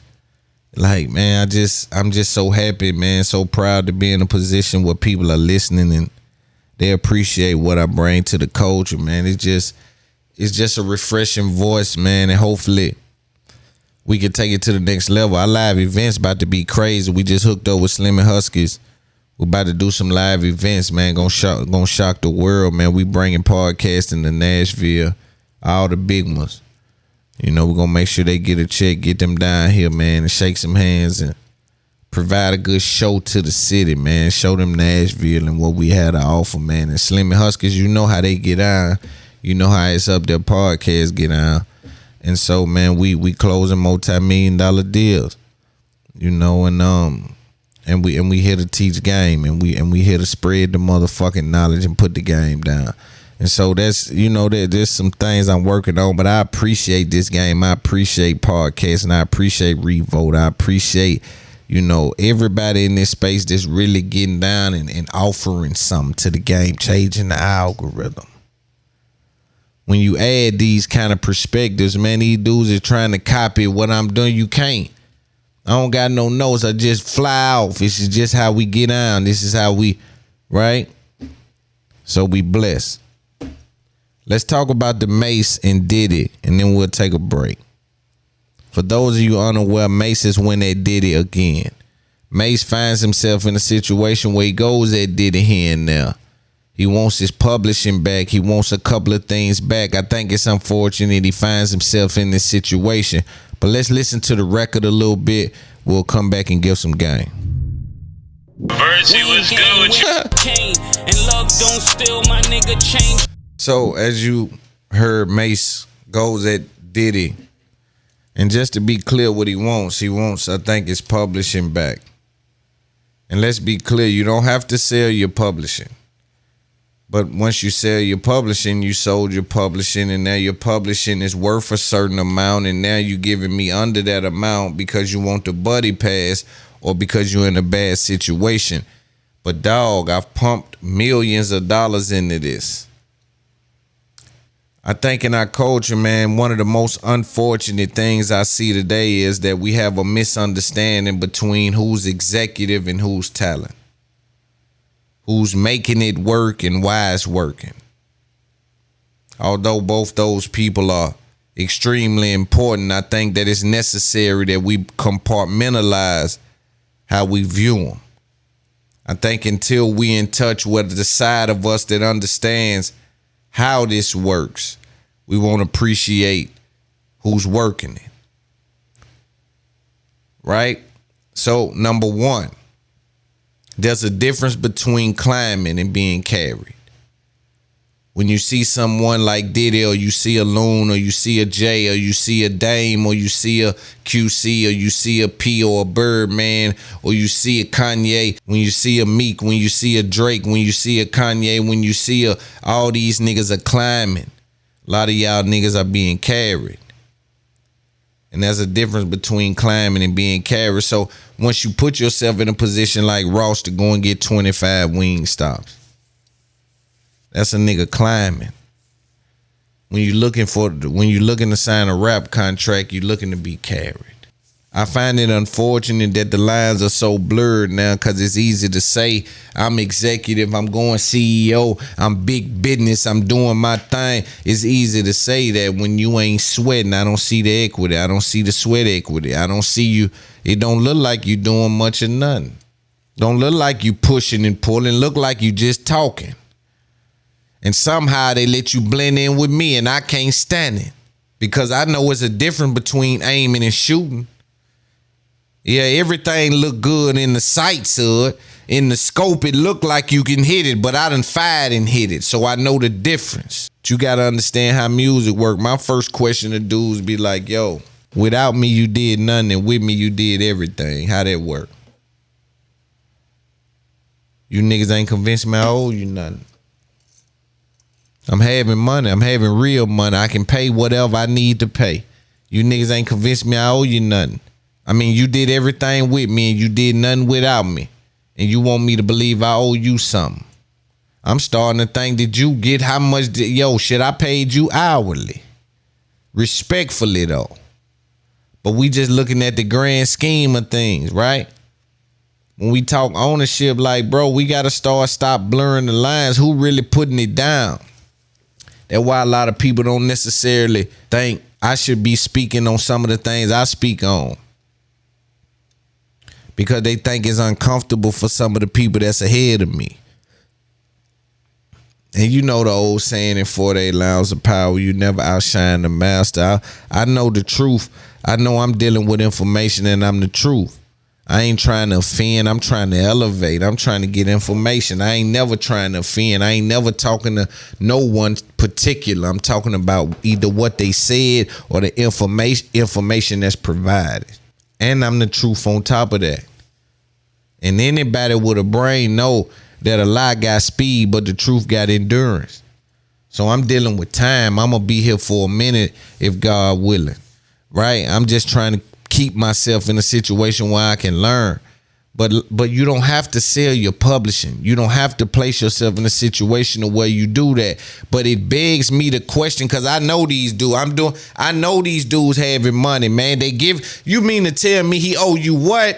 And niggas is passing money out everywhere around the world, and they owe you something? Dog, you ain't convinced them they owe you, my nigga. And you don't got an invoice. Send me an invoice for what I owe you. outside of emotional support. And now I done got so to the point where peace is so priceless that emotional support is worth more than money to me. But prior to that, you dudes are talking about a working relationships, saying that people owe you. You're not able to provide an invoice, and you did everything with me and nothing without me. It begs the question, man, and that's an uncomfortable conversation. And my brothers got to accept me for being the thorn. They got to accept me for what I am. I got to speak on some of the things that people don't like to speak on. Mace then went ahead to explain why he said some of these things about Diddy. Let's listen to what he said. To him, or we didn't speak, I held on to what it needs to be. So then when I get to a place where I'm reaching out and I'm exhausting all those things, then at that point, if it's not going to be handled right, I'm not going to just talk to him. Somebody may say, well, Puff tried to call you. Puff has been trying to call you for years. But after we exhaust step 2, it's no longer for me to talk to you personally. If I don't believe you're telling the truth, I can only speak to you with a credible witness. Because you're not going to honor anything you say. That's how I operate. If I know you're not... I understand everything you just said, too. So now let me ask you this. Does it still hurt? And this is kind of a loaded question, because you already spoke on you don't need the money that he owes you. You do have connections with your label mates and other people who came up with you during that time. So do you still, with that conflated or not, because you had a bond with this man, or I don't want to feed your answer, but does it still hurt? I don't, what you call it? I didn't have a bond with him. I had a business deal. The deal didn't go right. All right, so that's where you lose me. He did some things to, I mean, now I'm not even going to say him. I'm going to try to explain it this without talking about him. This is where you lose me right there. When you say, hey, yo, we not friends. So if we not friends, you down. I know you don't want no deal when we in regards to, you don't want the love price. You said we not friends, so let's look at the business. What is it worth and how much you offering? And is it a good business move for me? Right? You said we not friends. So some of the people you may have saw me do something for, I may view them in a different light than I view you. And I got that right to not negotiate my peace with you little niggas. You know, fortunate for y'all, I done got to the point where I don't even respond to something. But ain't no love for the winners. We know that much. From my vantage point, things happen where it could be in, like most business, where you do business, somebody get the better end of that business, whoever negotiated the best in that business. We went our separate ways. He went to his life. I went and did a whole new life of my own. That life did well for me. So there was nothing for me to be hurt about. I would be hurt if I was struggling. I would be hurt if I couldn't take care of my family, but I felt like he was taking care of his. Then I can understand that format, but that's not my format. That's not my platform. My platform is God. Yo, you can't be big and balling, man. Like, respectfully to everybody, you can't be big and borrowing and bumming. As grace as he needed, but at the point that I understand that nothing different is going to happen, respectfully, I just felt that was what I needed to do at that time. And am I hurt by anything he's doing? No. Once you acknowledge who a person desires to be, you accept it. That's part of the growth. Mm-hmm. You can accept that this person is going to be this person, and you stop arguing with them. And the problem with this too, another thing, and you know, again, I'm not critical of anyone in particular. I'm dealing with the information. Another thing is he's done this several times. And again, whether or not I look at that whatever way, right? What I'm saying is you got to know it ain't effective. It didn't work the first time. It didn't work the second time. When you think all of a sudden it's going to work, what we doing? We don't think that, do we? I wouldn't like go against, did we have great music? Yes. where I was the producers able to give a beat and I was able to go in there and write something amazing too, and he was able to put great ad-libs on it, and and say the parts and dance together and all those things. It's like anything. I'm not gonna like downplay a whole legacy, but I am gonna say at the moment you recognize that it's not that. In this, you're not going in that same direction. You do have a right to say, "Hey, let's fix this over here." So again, man, it's unfortunate that that's the situation that Mace finds himself in. Again, it's not the first time he done it. I think it's lost its thunder. I think that once as men we figure out what's ineffective, we don't continue to do that unless we're looking for clout. If I done that once, it didn't work. I know don't do it. It's not effective. If I really want to negotiate, I got to find an avenue to do so. If you're not negotiating with me, man, as a man, you got your right to do that. I see niggas fall out over Instagram. Yo, bro, I've been hitting your Instagram. You ain't answering me, bro. I've been going through my own thing, man. You don't supposed to take that no way. If I ain't told you, nigga, I ain't scared of you or nothing. If I can tell you we not cool, I ain't hiding behind no, right? So we don't feel no way about shit like it. It be the suckers with the joysticks, though. They done let the suckers get the joysticks, meaning they done let the suckers control the game. Real niggas ain't controlling the game no more, but we coming back in style. So they got to deal with my voice. You gonna hear them start trying to duplicate. You gonna hear him start trying to get the same bop I got, put the same shit together I got. You gonna see that, but you gotta ignore that because you know the truth got endurance, but a lie got speed. And we all know that, and we live by that. Mace wasn't tricked out of his publishing, though. Let's be clear, business was done in which, again, you done it in my kitchen. Who is more responsible for the play, the quarterback or the wide receiver, the dude that's throwing the ball or the person that's catching the ball, unfortunately, or the person that's drawing the play up? You see the layers of game you got to deal with when you go to creating, but on the football field, we don't deal with that because guess what we know? Everybody get the ring. LeBron take the last shot or whoever take the last shot, we all get the ring. But then when we start if we in the locker room trying to break down who the most important, man, we got to say, all right, is it the person throwing it to the wide receiver, getting the ball there with such precision? Is it the wide receiver that catches the ball and taps his feet before he goes out with such accuracy or got himself open so he can grab the ball? Or is it the coach that drew the play up? They say, yo, what we going to do is put all our receivers on this side and make it where you one-on-one. We're going to send him this way, get some help, and you'll be one. Is he, right? So is it the vision or is it the execution? Oftentimes, you're not dealing with both, but when you're dealing with Puff, you're dealing with both. When you're dealing with Loon, Jay, these dudes that I named, the Rosses of the world, the Earn Your Leisures of the world, to be more, you're dealing with both. You're dealing with the executor and the person with the vision. And that's when you become a mogul. But a lot of you guys don't understand the difference between being carried and climbing. You only understand that you going up the same mountain as the greats, but you're not understanding how you getting there. You being carried up that mountain, and some of these guys had to climb up that mountain. The fruits of your labor are your fruits of your labor, and that's non-negotiable. But when you sell something, you sold it. You don't do that same thing with nothing else in life. Unfortunately for you guys, you got to figure out a way to make money in this new age with such a legendary name, with all that worth you think is on your past work. Let's see you get some new money.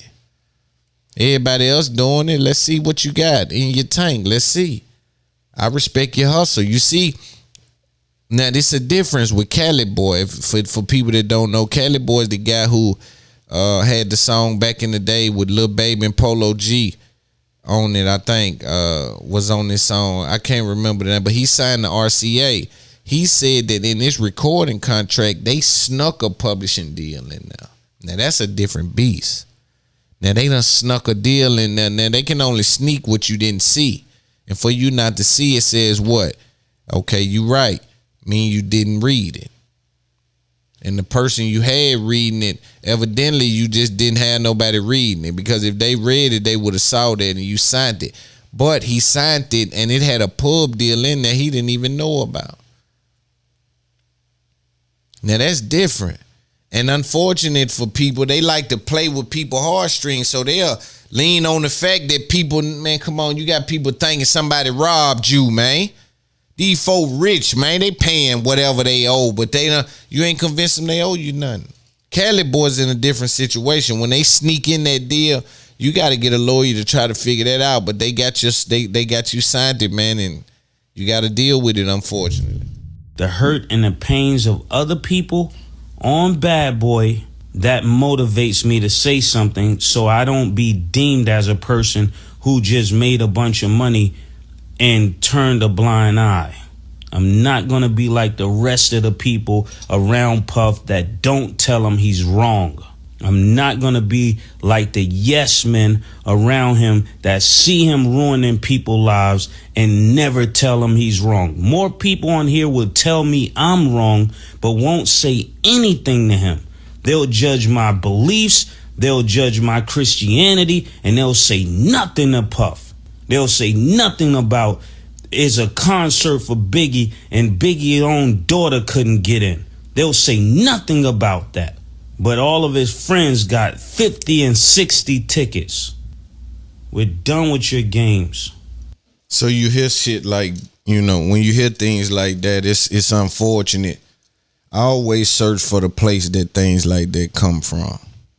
I always say, man, back in the day, a lot of the forefathers and the people that survived back then, right? Because the business was totally different.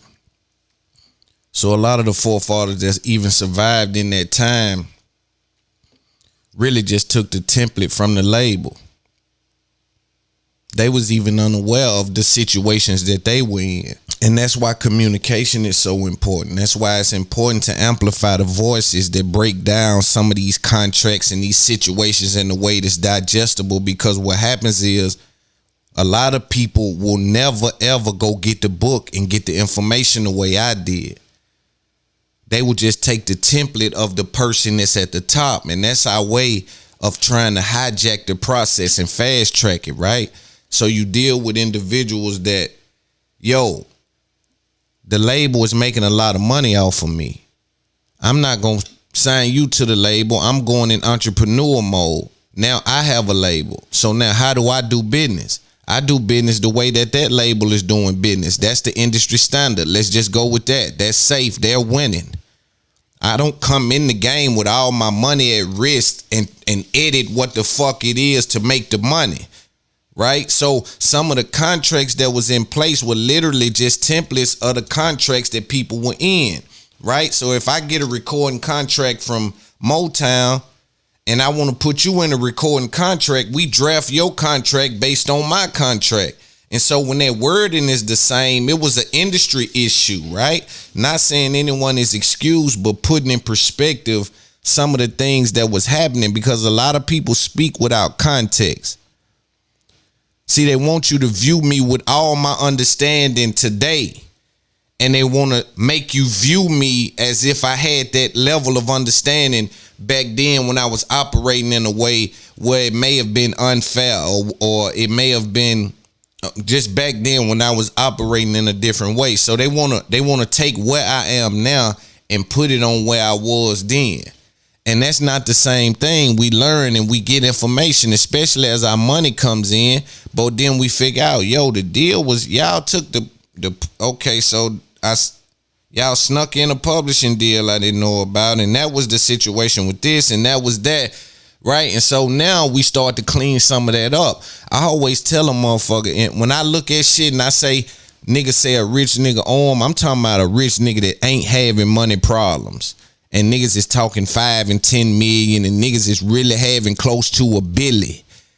When niggas ain't giving you whatever that is, a lot of times I be thinking like, you just ain't convinced the nigga you on, man. What I don't understand about people in rap contracts or rappers, we, like I say, man, we some of the slowest learners in regards to business. it's unfortunate, man, because we dealing with a high level of income, and it seems as if that we get caught in the life and just we ain't paying attention. And my people will tell you, man, I'm always on it, because they talking millions with me, and I got to be on it. Like, yo, don't get caught in all this. Understand that you really got a goal, nigga, and there's a process.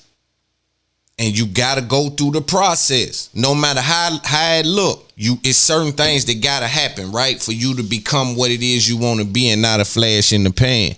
Cause they'll treat you like royalty while you pop it, and then as soon as that go down, it's over. And we know cool is fragile. You know, when I heard somebody say that, I say, yo, that is so true. Right? So being cool is fragile. Being what is in, that shit is fragile. That can go away. So you better have your business in order. But when I look at rappers, we even behind the reality TV stars in regards to, well, I don't know, but it's kind of neck and neck in regards to learning from the industry you in.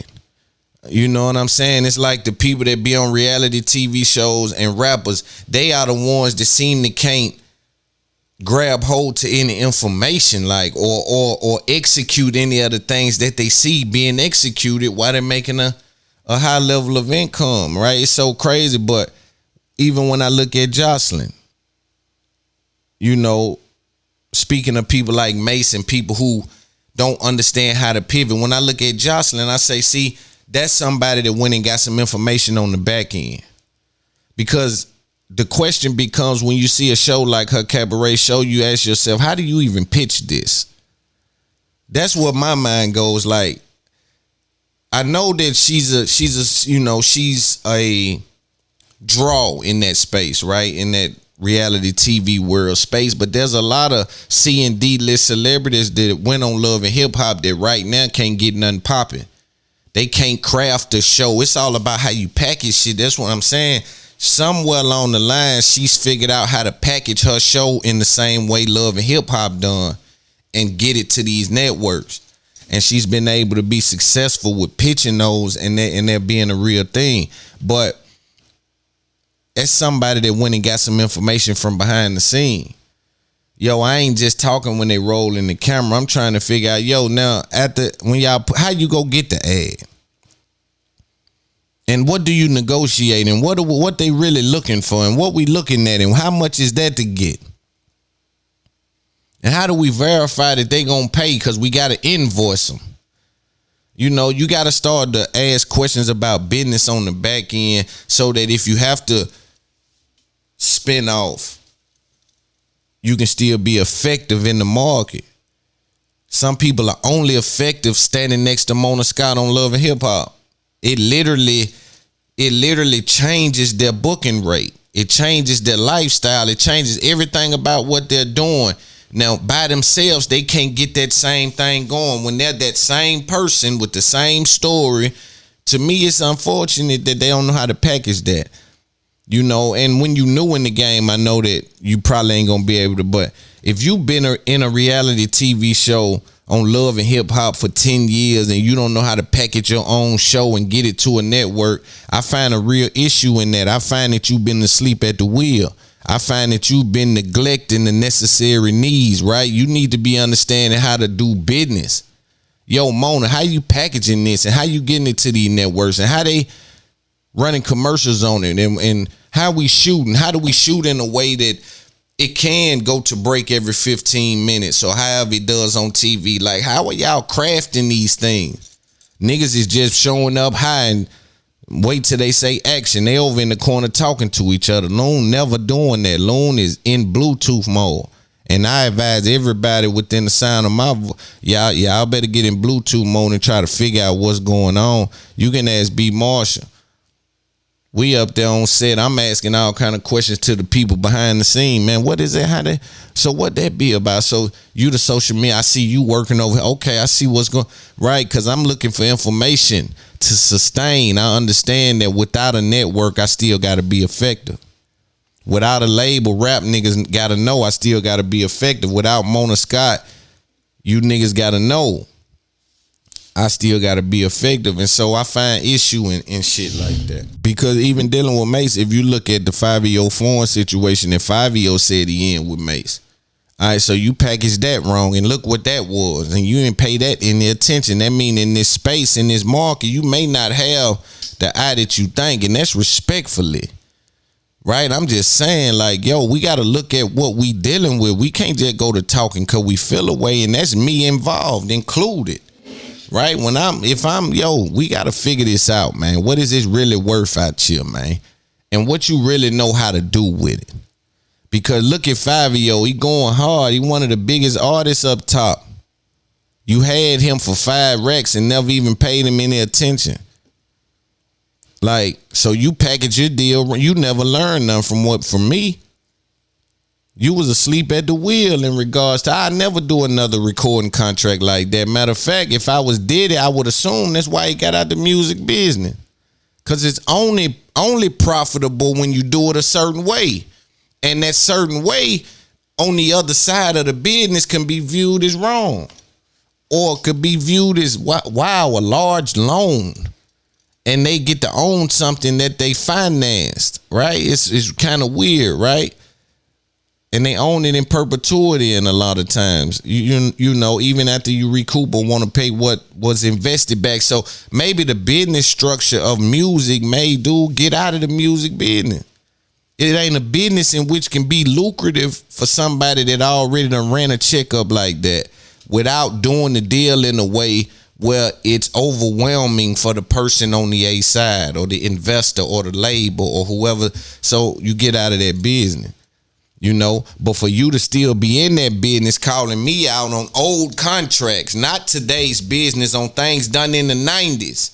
When the standard was different, right? And I had no information as a black dude in the industry that overwhelmingly is ran by a totally different race than what represents the market, right? So that's an interesting conundrum to find yourself in. So now I'm a young black man operating in that. I got more at risk than I stand to gain at the beginning.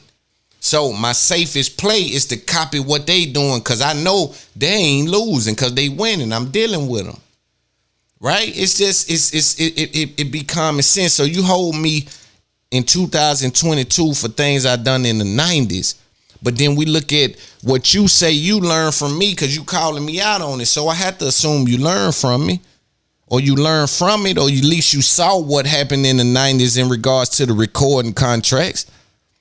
So you saw that, and yet you put 5EO foreign in a deal that's unfavorable in every sense of the word. And you don't pay them in, right? So it shit get interesting when you start to really drill it down. And so when you speak on behalf of people, you got to really have more information than the average nigga. You can't just go to saying I'm speaking on behalf of people and go vague with it. That's in so now intelligence. I know my audience, you got to be able to break. They call me out when I got to go deep. Even when I make a little point, it ain't enough. They'll call me out. You understand? I got to be like, they got to say, whoa, that was it. Or they going to call me out and be like, yo, bro, that, right? So my audience ain't dealing with that low vibrational shit. You got to break down what you mean when you say somebody did somebody wrong. And number one, we got to deal with it when it was in the 90s now. It was in the 90s, and I still stand by the rich niggas is not paying a lot of these dudes because they don't feel they own. And they can't have no legal standing because they'll be in court and a judge will make them give them the money. I'm talking about, and so now we just dealing with you making me feel like I owe you something, and I'm looking at you be ineffective in the market on every level. You still running around doing the songs we done together in the 90s. They booking you to talk to you about the 90s. And I'm supposed to view you and say, you know what? I owe you an extra 10 million. Oh yeah, you know what? I'm going to take this loss and let you buy this for this amount. Cause man, I think it was Rick Ross said that Diddy came to me, right? I was rocking Ciroc before he even paid me. I just was fucking with the brand like I'm doing. You see it on my table. I was just fucking with the brand.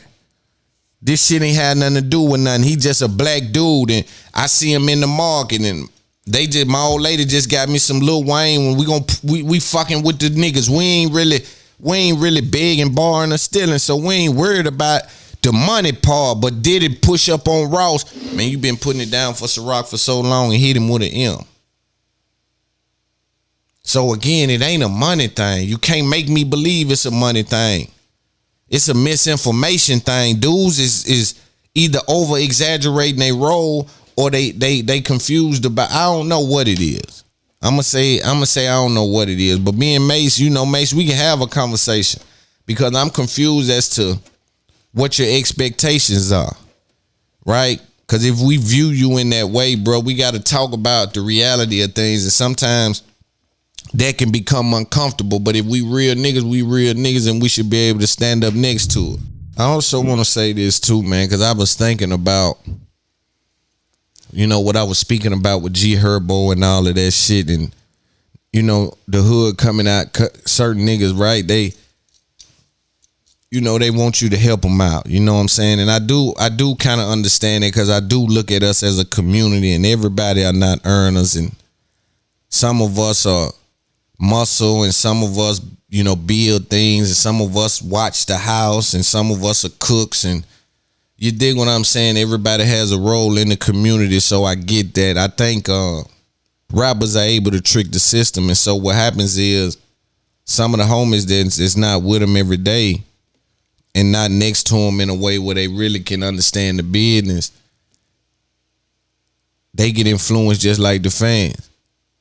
You have the same effect on your homies that you have on your fans, and then they become fans, but they become close fans. Or I don't know if you even really classified as a fan, because that's your homie, but he has some of the same feelings as the fan.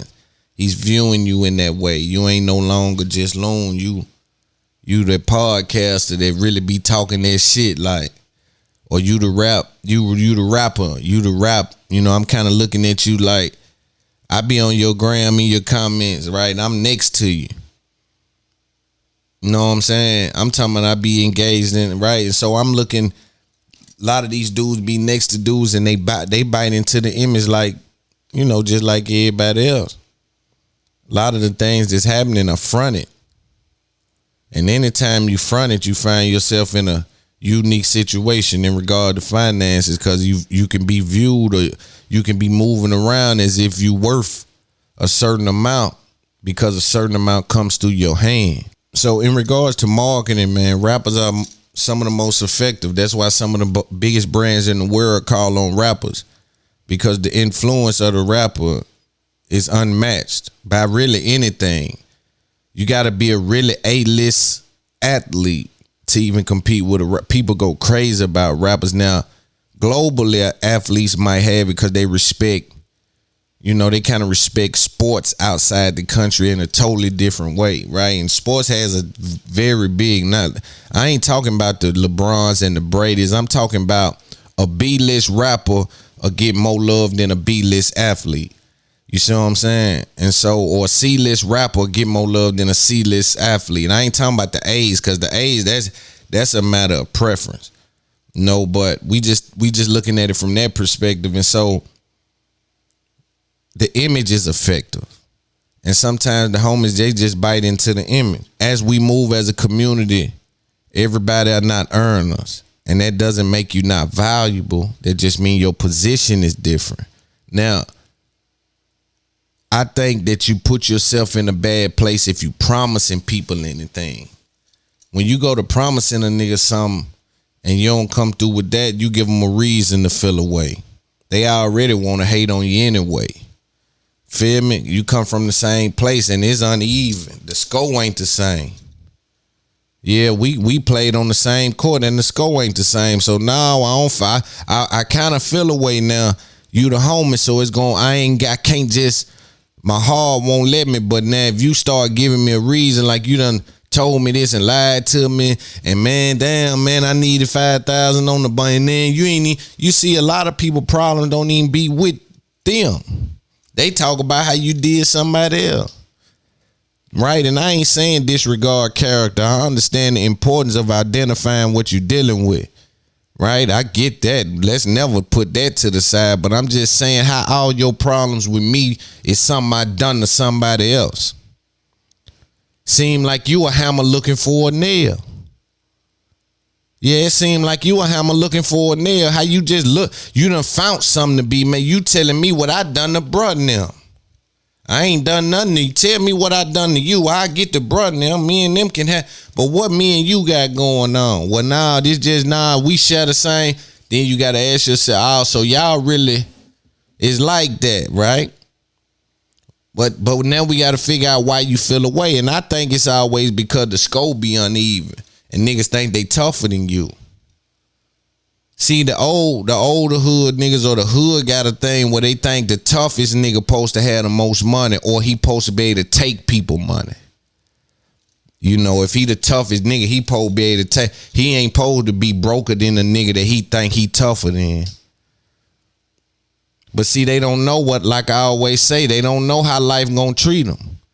Old tough nigga get out that penitentiary and he'll be working at Logan's on Saturday nights. He was the toughest nigga running around in his heyday. Now they work him Saturday nights closed and he open Sundays. He don't never get to watch football and he don't never get to go to nothing where he bet not call out and he bet not look funny at the supervisor. And he was tough in his heyday because that shit don't weigh nothing. But when you first starting off, the tough shit is all you got. So you go to thinking whoever the toughest is supposed to be the richest. And if they not the richest, they supposed to be able to take whoever got them, just take the money. They don't understand that. They don't understand that ain't nobody going for that. Niggas ain't having that. Grown men don't give a damn about who tough is. These bullets hit the same. Dudes is paying for their safety. Dudes is paying for passes. They having other tough niggas run into tough niggas. You know, you feel me? Shit get crucial when you get older, but when you young, you just view it that way. I'm gonna spend a little time just kind of speaking about relationships. For some reason, Lil Baby and Jada, they go super viral whenever something happens with them. I think their fan base, they just love them. So everything that happens with them, they like the it couple, them and Moneybag. It's a couple of couples out there that the shade room friendly, like, you know, they like them. You know, they kind of on their bumper about shit. Then, you know, you got Kim and Kanye, and that's, you know, with their situation, I think he's moving on. He's now been snatched from the Grammys. I think that's interesting. Right? I think that's interesting because I said it, go back in the art. I put the game down. I already said it, going in the trick bag. Because once one company paints you away, now everybody can follow suit and say they didn't start it. See, the industry is so crazy, man. And what if that costs you something that it wasn't worth? And Kanye has had an interesting relationship with the Grammys. You know, we'll get to that later. We got Dirk, their relationship with India. See the internet try to go crazy because he said if she had been ran through, he wouldn't want her, and he has a certain amount of children and things like that. So we got relationship talk and people dealing with their different views on how you should interact and who you should interact with and what terms and conditions should be in those interactions. And I think us as a whole, right, men and women, I think we got to learn how to communicate our standards, and we got to stick by our standards, right? Because a lot of times you get involved with situations and people and they think they provide an experience that they just don't provide. There's some delusional shit going on, right? So they think that, and I had a clip. I wish I can play it. I think Instagram deleted it where the girl was like, yo, you got to provide more than pussy. Just like, you can't just be fucking this dude and think he gonna wife you. Like, yo, I keep telling people, I don't give a fuck what peace costs. It's priceless to men. Dudes want to be in a situation where they don't hear all that arguing. They don't want to go back and forth, and they don't want to have their sword out at the house. Niggas want to chill and relax when they at home. So you can be as thick as you want to be. You can be as beautiful as you want to be. Dude gonna end up where it's peace. But you got to obtain peace to know that it's priceless. You got to be in a situation to had peace or had experienced peace. That's why I tell the young niggas to travel. Hey, yo, go where some water at. Sit back with nothing going on and just feel the vibe of what it feel like when it's peace. And you'll see why people are really big on that. You got people that's live their whole life in chaos. Noise has become normal for them. Like, chaos is normal for them. And they wonder why they can't elevate, because you can't think. We just heard Steve Harvey say, yo, I was owed the IRS $22 million. All I needed was a peaceful home. Soon as I got a peaceful home, this lady started breathing life into me, telling me, yo, you a big TV star. You ain't just no little comedian. You a big TV. And he said my home was peaceful. So therefore I got to go and create the blueprint. Therefore I had a chance to plan and prepare and strategize. Therefore I had a chance to understand where I wanted to go and how to get there. Right? But in chaos, you can't operate at a high level. I don't care who you is, and they have confused some of our people to think that chaos is normal, loud noise and banging and racket and this and that. And it's like, yo, you cannot elevate in those circumstances. And the real ones know that. That's why vacation, you'll hear a rich person tell you vacation is important. I hang around the football dudes now, the NFL Hall of Fame caliber niggas. They tell me, yo, recovery is almost more important than the workout. Because if you don't recover, you can't do the workout. You'll get you one good workout, but with the recovery, you can do the workout again. And when you do the workout over and over and over, I just told you a little, then a little, and a little, plus a little, plus a little, it become a lot. That's why you see Steve Harvey when he went 22 million in debt. That's why you see him go to every comedy club to rally, because you think I'm picking up a little, but I'm picking up a little, plus a little, plus a little, plus a little, plus a little, plus. Guess what that's a lot now, baby. You understand me? So we got to figure out a way, man, to deal with each other from a perspective of understanding. That's why everybody talk about this foreign shit. And I think it may be cool to, have relations and do certain things. But, hey, do they understand? Is it peaceful? Is it peaceful? Do you know how to provide peace? And a lot of people say it's more peaceful. I don't know. I'm just saying what the word is out there. And for those people that had those experiences, call into the It's Up There podcast hotline. You understand me? And we'll get to go over that. All right, let's talk about Meek Mill. Meek Mill had a tweet speaking directly to music business information, right? Let's take a look at that tweet.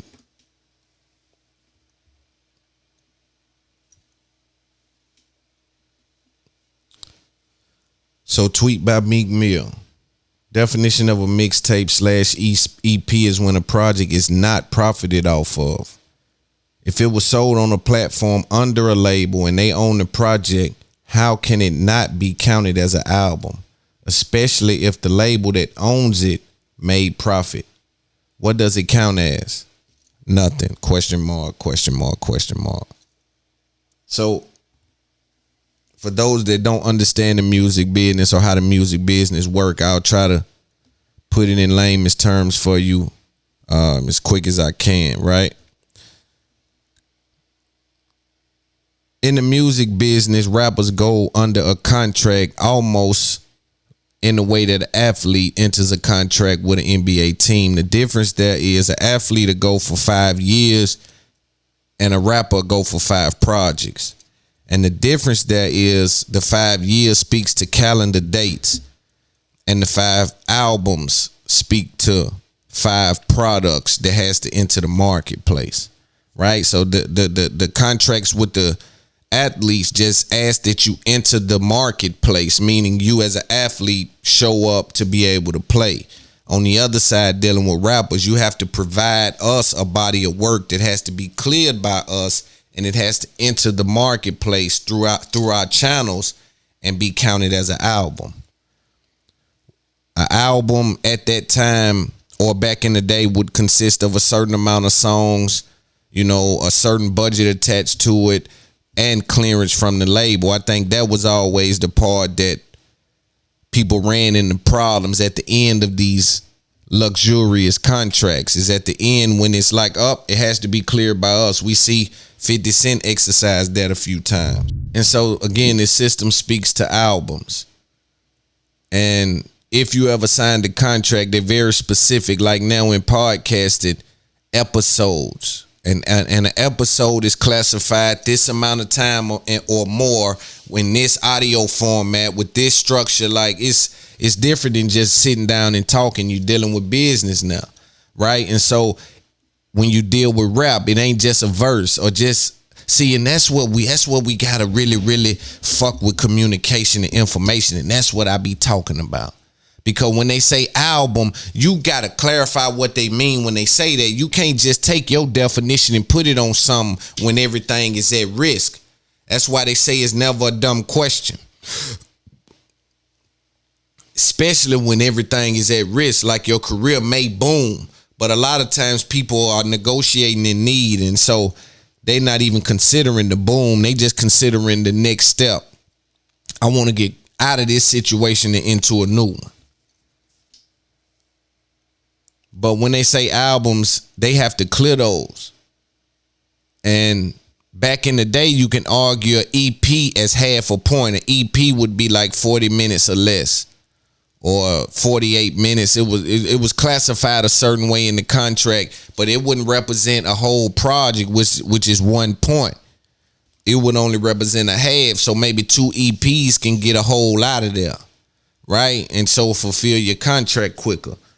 And so what happened is that rappers were getting rich off the mixtape game back in, and this is what made Lil Wayne. Back in the day, he had a run with Squad Up, and where they would jack beats from everybody and just go crazy. I'm the craziest rapping you ever heard. I mean, dude, them was going bananas, son.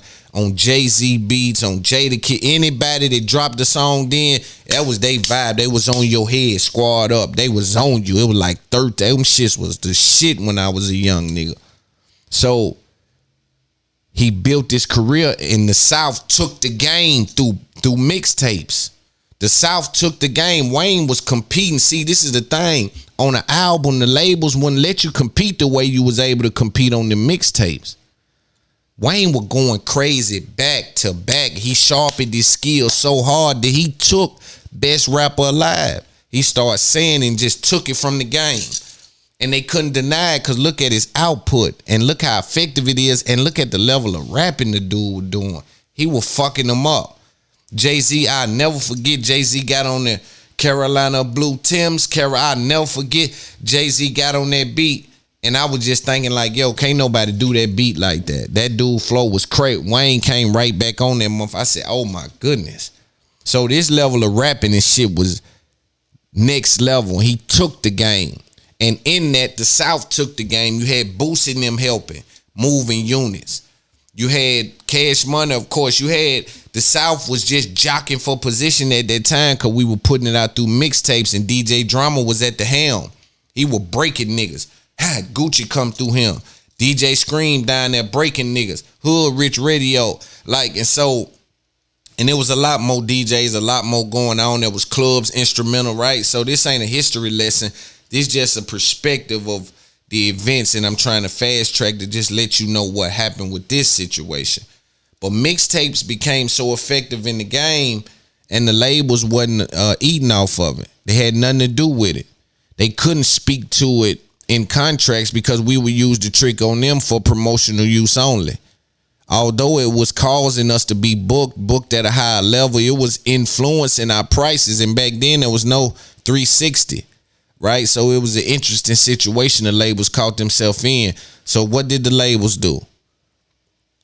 Right, the labels went ahead, got the police involved, filed some copyright shit and sent niggas to jail for doing mixtapes, DJ Drama being at the head of that. So they literally came in and mixtapes vanished. So now rappers didn't have a way to speak freely and compete at a high level because labels view albums not as like a creative project. They view it as like a business thing, like a business product. You understand? Not a creative project. And these two are different things, although artists try to make them live in the same place. But for the label, they're looking straight from a business perspective. What appeals to the most people? What can get us in this place? What can get us in that place? And placing there and placing here, right? So you couldn't get your shit off. And when they got rid of mixtapes, they also got rid of niggas being able to get their shit off. But what they did consequently was it was some niggas in position now that'll let you kind of get your shit off. So Wayne continued to get his shit off on like Stunt Like My Dad in certain records. He was still able to get that rapping out. And so that effectively changed the game. But that's speaking to just the context of the game. I want to speak about the contracts and things of the game then. So you used to can argue EPs and LPs is like half a points, mixtapes is a half a point, shit like that. But mixtapes you couldn't argue, I'm sorry. But EPs and LPs you could argue from a contractual standpoint as half a point, and maybe a label will accept that depending on the effectiveness of it and how good it's doing and if they want to own it because they have ownership of some of those things. Now, the labels got swift. With streaming came back, they found a way to bring mixtapes back because they were able to profit off of them. Now they're using the trick we used to use on them. So even though they're profiting off the mixtape, they're trying to tell us that mixtapes are for promotional use only, therefore can't be counted against the contract. So they're no longer talking about money being made. They're talking about product being on the market. Again, it's fucked up because the only product that they can count or they will count is the product that comes through them. And for it to come through them, they have to sign off on it.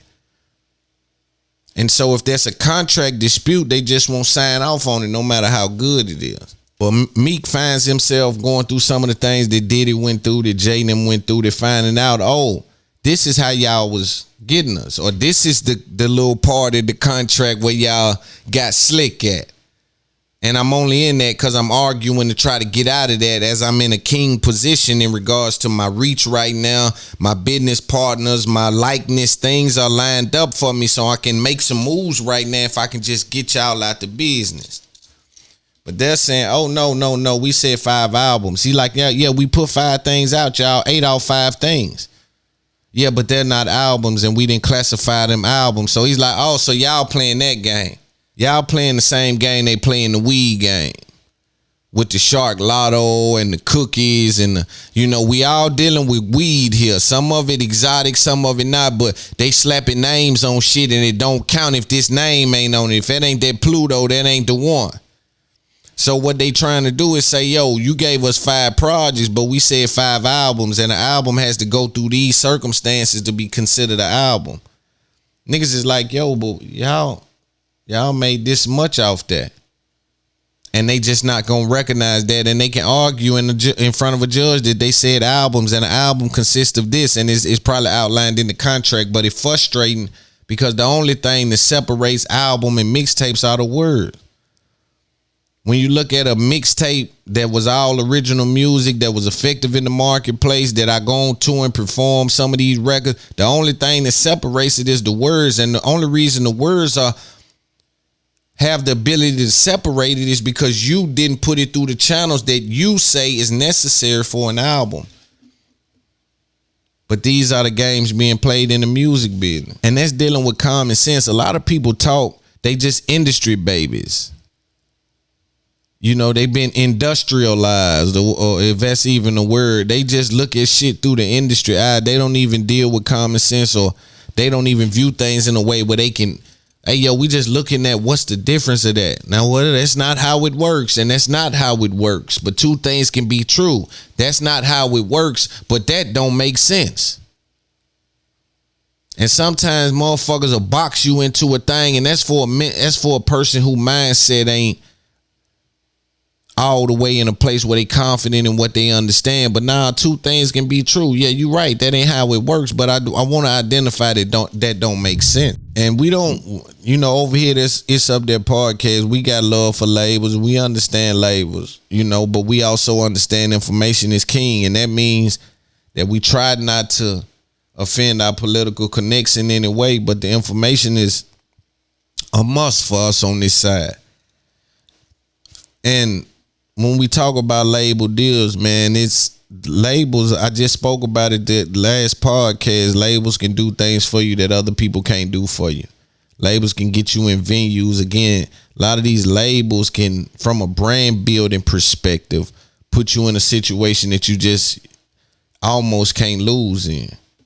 We have had some wrenches through in the system, like with your Rock Nations or with like what your 85 South is doing in comedy, or what a couple of people doing, like Earn Your Leisure and them are doing, B. Marshall, Loon, or certain people are doing in the podcasting space.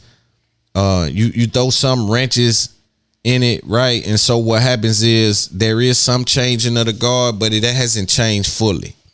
You can even hear, like I spoke about with Joe Budden, having issues with touring venues, because when you're not signed with these people who are signed with these people who are signed with these people, you may not be able to get in the venue, even though the tickets will sell. And then when you zoom out, let's look at these venues for just from a pure information perspective. What keeps these venues going? I would say hip hop and our culture has a direct influence on, because from a venue perspective, you got to think they want to have someone in there as much as they can each month.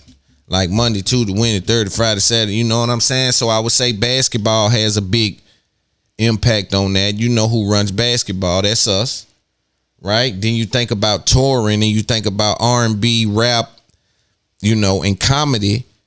That's a whole bunch of tickets that come from us, right? But yet we have issues and we paying charge fees. They got a fee. I learned this from Andrew Schultz. Shout out Schultz. They got a fee attached to some kind of processing fee for a ticket. So when you tell your fans to come out for $25, some of these companies throw a tax on there to where now the fan pays an extra $9 or $10, which is half the ticket. Now you think about, I sold 45,000 of these over a 4-day period, so 10,000 a day type thing, and they got an extra $10 on each one of them for doing absolutely nothing. Right? So it's just games being played, man, when you pull it and you zoom out. But I would say our culture has a lot to do with these venues staying open. But the relationship with the labels and the venues and Ticketmaster and the bookers and it's just a whole big thing going on. But Meek's dealing with some of them contract games. They don't want him to leave. They don't want him to be in a situation to feel like he leaves on the up and up, and then when you say things online, they don't like that. They would like to shut that up. They would like to shut that up. But he's trying to get out the deal and see what's next for him.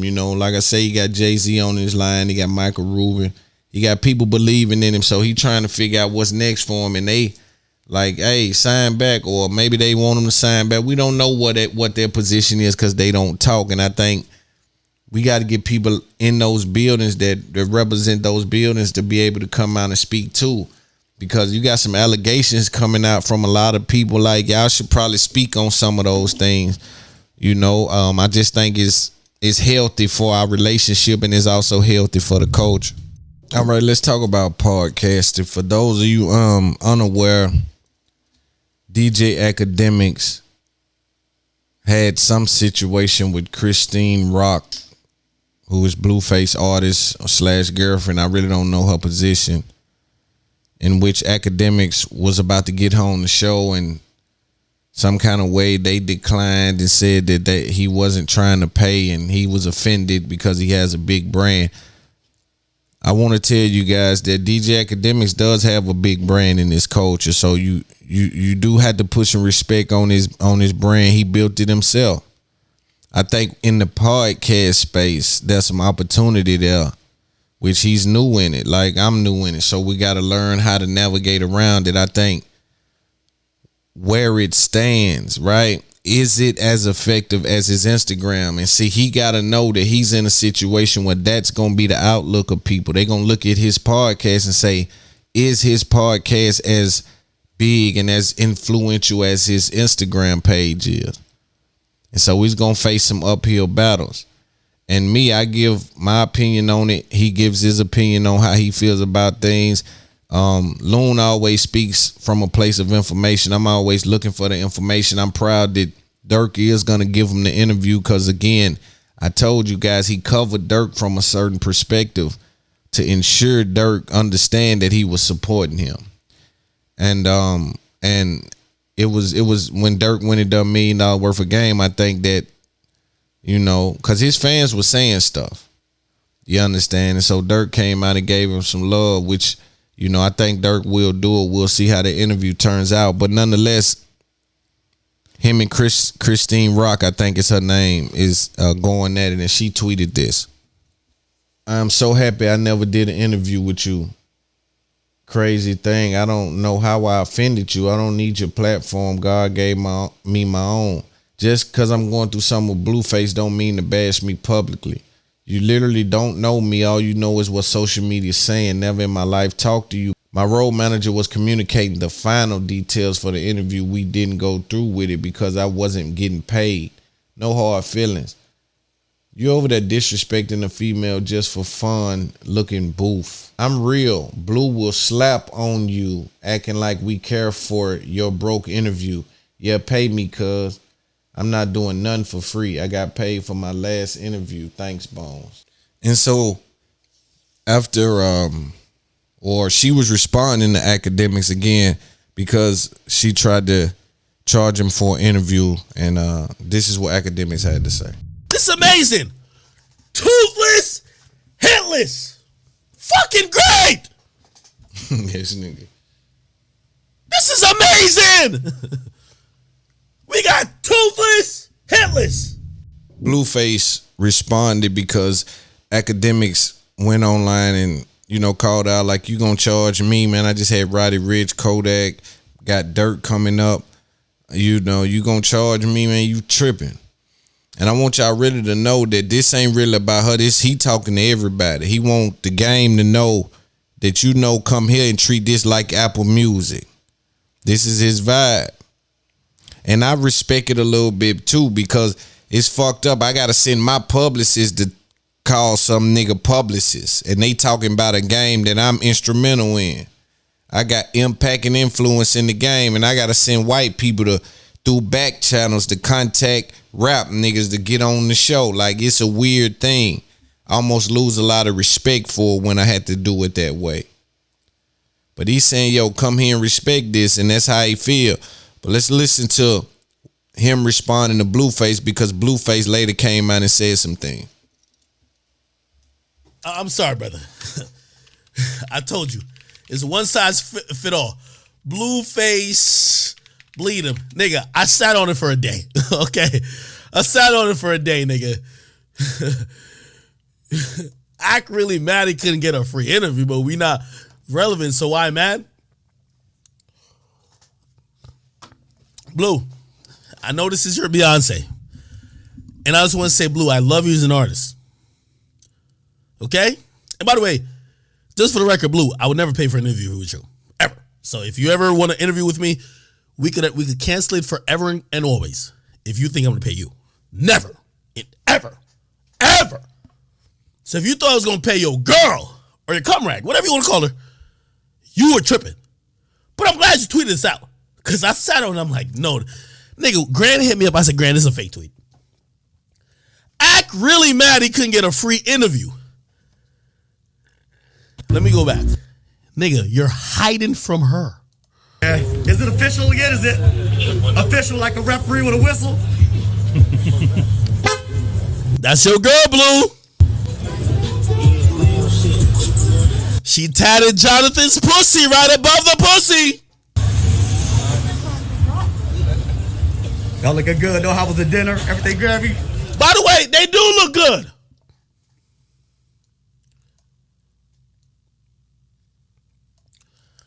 We got toothless and hitless. Great.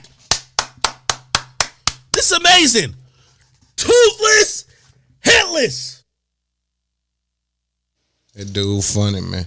That dude crazy. So for y'all who don't know, Blueface, this girl has been arrested for stealing his car and driving it like 4-5 states over and getting caught with cocaine and drugs in it. I don't know if she was trafficking. I'm not sure what she was doing, but these are the charges. She's been caught breaking in the house and writing his name in blood that she love him. She tattooed his name, Jonathan Pussy or something on her. So this is why people are going to the extreme and this is why academics is going to the extreme, trying to identify, saying that, hey, this your girl, stop hiding her, stop running from her, and things like that. That's supposed to be taken as a slight to him or his anonymity. Fucking great! This is amazing! We got toothless, hitless. This is great. Blue, by the way, as you're watching this, it's still not too late for you to just be like, yo, I was tweaking. You'll tell me that later, but it's all good. You gotta get it roasted. I'm sorry, but I like you. I still love you. Yo, I still love Blue, but I gotta roast him. I'm sorry, bro. Gotta give him the roasting. I don't know what. He's a little bit off. He might be. Do y'all think? Wait, hold on. Wait, no, fuck that. Do y'all think the crack cocaine she was trying to smuggle in Blue's G-Wagon when she got caught? You think Blue hitting that? Holy.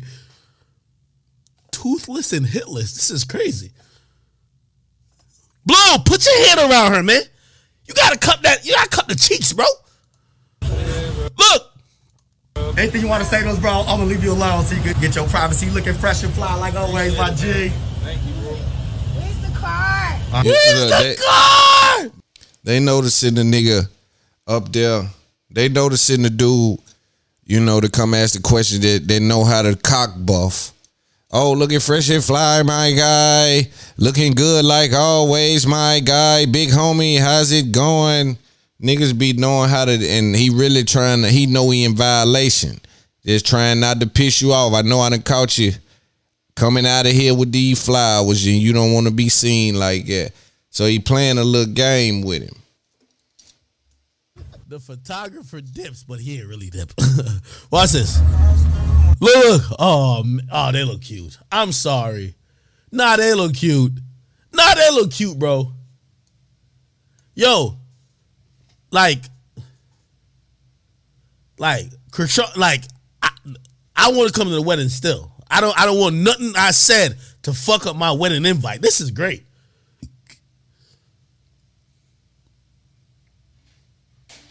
Yo, this is Blue's Beyonce. This is crazy.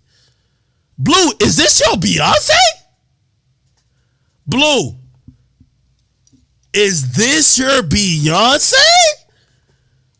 Because I didn't go forward with the interview with you because you wasn't paying. Respectfully, I need. Okay, I got to recap. So she said, she's addressing my career won't go forward without you because I didn't do the interview with you without paying, right? Let's keep hearing.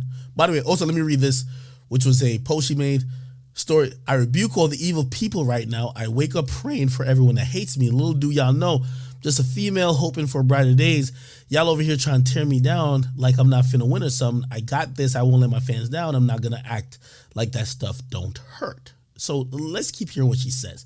Remember, matter of fact, let me play this from the get-go. She's saying here. It was called as ag or my career is not going nowhere. Kershaw Rock, I wish I had a tombstone in the background. We're going to put your career in the tombstone tonight. Don't you worry. But everything you're saying, this is why your boyfriend Blueface, your love of your life, should probably be a little bit more act, don't speak without just talking shit. I don't be just ranting with no reason. So you're saying that, and by the way, I did say that. I think your career will not be going up if you feel like outlets like myself Bigger or the like will ever pay for interviews for you. You don't have a hit song. You're known as Blueface's cum rag. There is nothing that is intriguing about you other than the fact that you look like literally you jump off the paper as why the fuck do you have one tooth? We don't give a fuck that you tattooed Jonathan's pussy, which is Blueface's real name. We don't care that you tattooed his name 3 other times. We really don't care about this other shit. That's between you and him. He's been denying you for the last year. You've been claiming him for the last year. And until this last incident where we finally saw him pop out with you, we were going to just say you're a liar and a stalker. So don't try to get at me. But we're going to put you together today. You know why? Because just like Meg Thee Stallion, just like any other of these rappers, and by the way, I want to reiterate, it's not about female rappers, it's about rappers in general. I put them where they need to be. I deal with the facts. I don't deal with conjecture. I deal with the facts. If this was a male rapper, I get at him the same. Don't be like it's only females. No, a male rapper going to remember what the fuck went down and would never put this bullshit up. But let's listen to Crenshaw Rock. Blueface's Beyonce. I didn't go forward with the interview with you because you wasn't paying. Respectfully, I needed my worth. I don't do it for free. The guy that did interview me paid me $5,000 and flew me out. You couldn't even fly me out. Then you come for my career. Hold on. You know I'm gonna talk about this. Crenshaw Rock, you're broke as shit fucking trying to peddle crack cocaine. Let me just reiterate that again. Don't you ever say I couldn't do anything. I flew Brittany Renner out. I'll tell y'all the truth. I'll tell everybody the truth. I said, Brittany Renner, I want you to come out here and come sit with motherfucking Fresh and Fit. I did that. Went viral, worth my time. For a bum like you, for someone with not a career, for someone who we don't give a fuck about, you're in this Blueface world and you feel so self-absorbed, but that world doesn't fucking matter to shit. Blueface ain't doing crazy numbers, my nigga. Humble yourself. So when you're saying that I wouldn't fly you out, nigga, I wouldn't even fly Blueface out. You know what I would say? If Blueface say, yo, I'll do it. Why? I live to tear down people who come against the chat niggas like this. Listen to her talking. You know, you come from my name, who I am. Don't know the half of what I am. As I said, this kind of stuff don't mean anything until it means something. I'm trying to make it out. I still got people like you talking because you broke. Shorty, what? I was called a snag. $5,000 not even a lot. And that's not even my budget. That's a discount. Like, Yo, chat, everybody who's wants to make this music industry, I need y'all to tune in. Again, I sacrifice and I make people the example, not for them. She was never going to make it. Or over there. She was never going to make it. I'm going to give you the example of why and what this industry is. You could listen to a bum like this, or you could listen to a nigga who has made fucking millions that just have dealt with the game independently and has ran the shit. You could decide if you want to listen to this bum who's cutting herself with glass and writing I love you and getting caught with felonies, or you want to listen to Big Fucking Act. You decide. But I know y'all make the right choice. So I'm going to listen to the bullshit she's saying, and I'm going to give y'all the real game. Because I will never let these motherfuckers who think they're delusional ever fucking change the game of what this music shit is. So let me just keep listening to her what she got to say, because I can't wait to fucking eat her. why everybody trying to play with me? And by the way, that's another thing I gotta say. Shorty, I think because whatever you got off with like Aiden Ross, nigga, I'm a straight big dog when it comes to media shit, when it comes to hip hop. I'm not Aiden Ross. I'm not no little nigga to no rapper nowadays. If you ever see me playing the little beta bitch role, it's cause it's a skit, nigga. I'm not letting nobody play with me, especially someone who literally, like, bro, like, do I got shit on you and Blueface or just you? Like, you're nobody. Don't do it. So anyway, the point of what I'm trying to say is like, actually, let's keep listening to what you're saying, because I just can't. A nigga like Aiden let you rock, and I told Aiden this mad times. Why'd you let her disrespect you like that, nigga? You got, and I say that's for Blueface.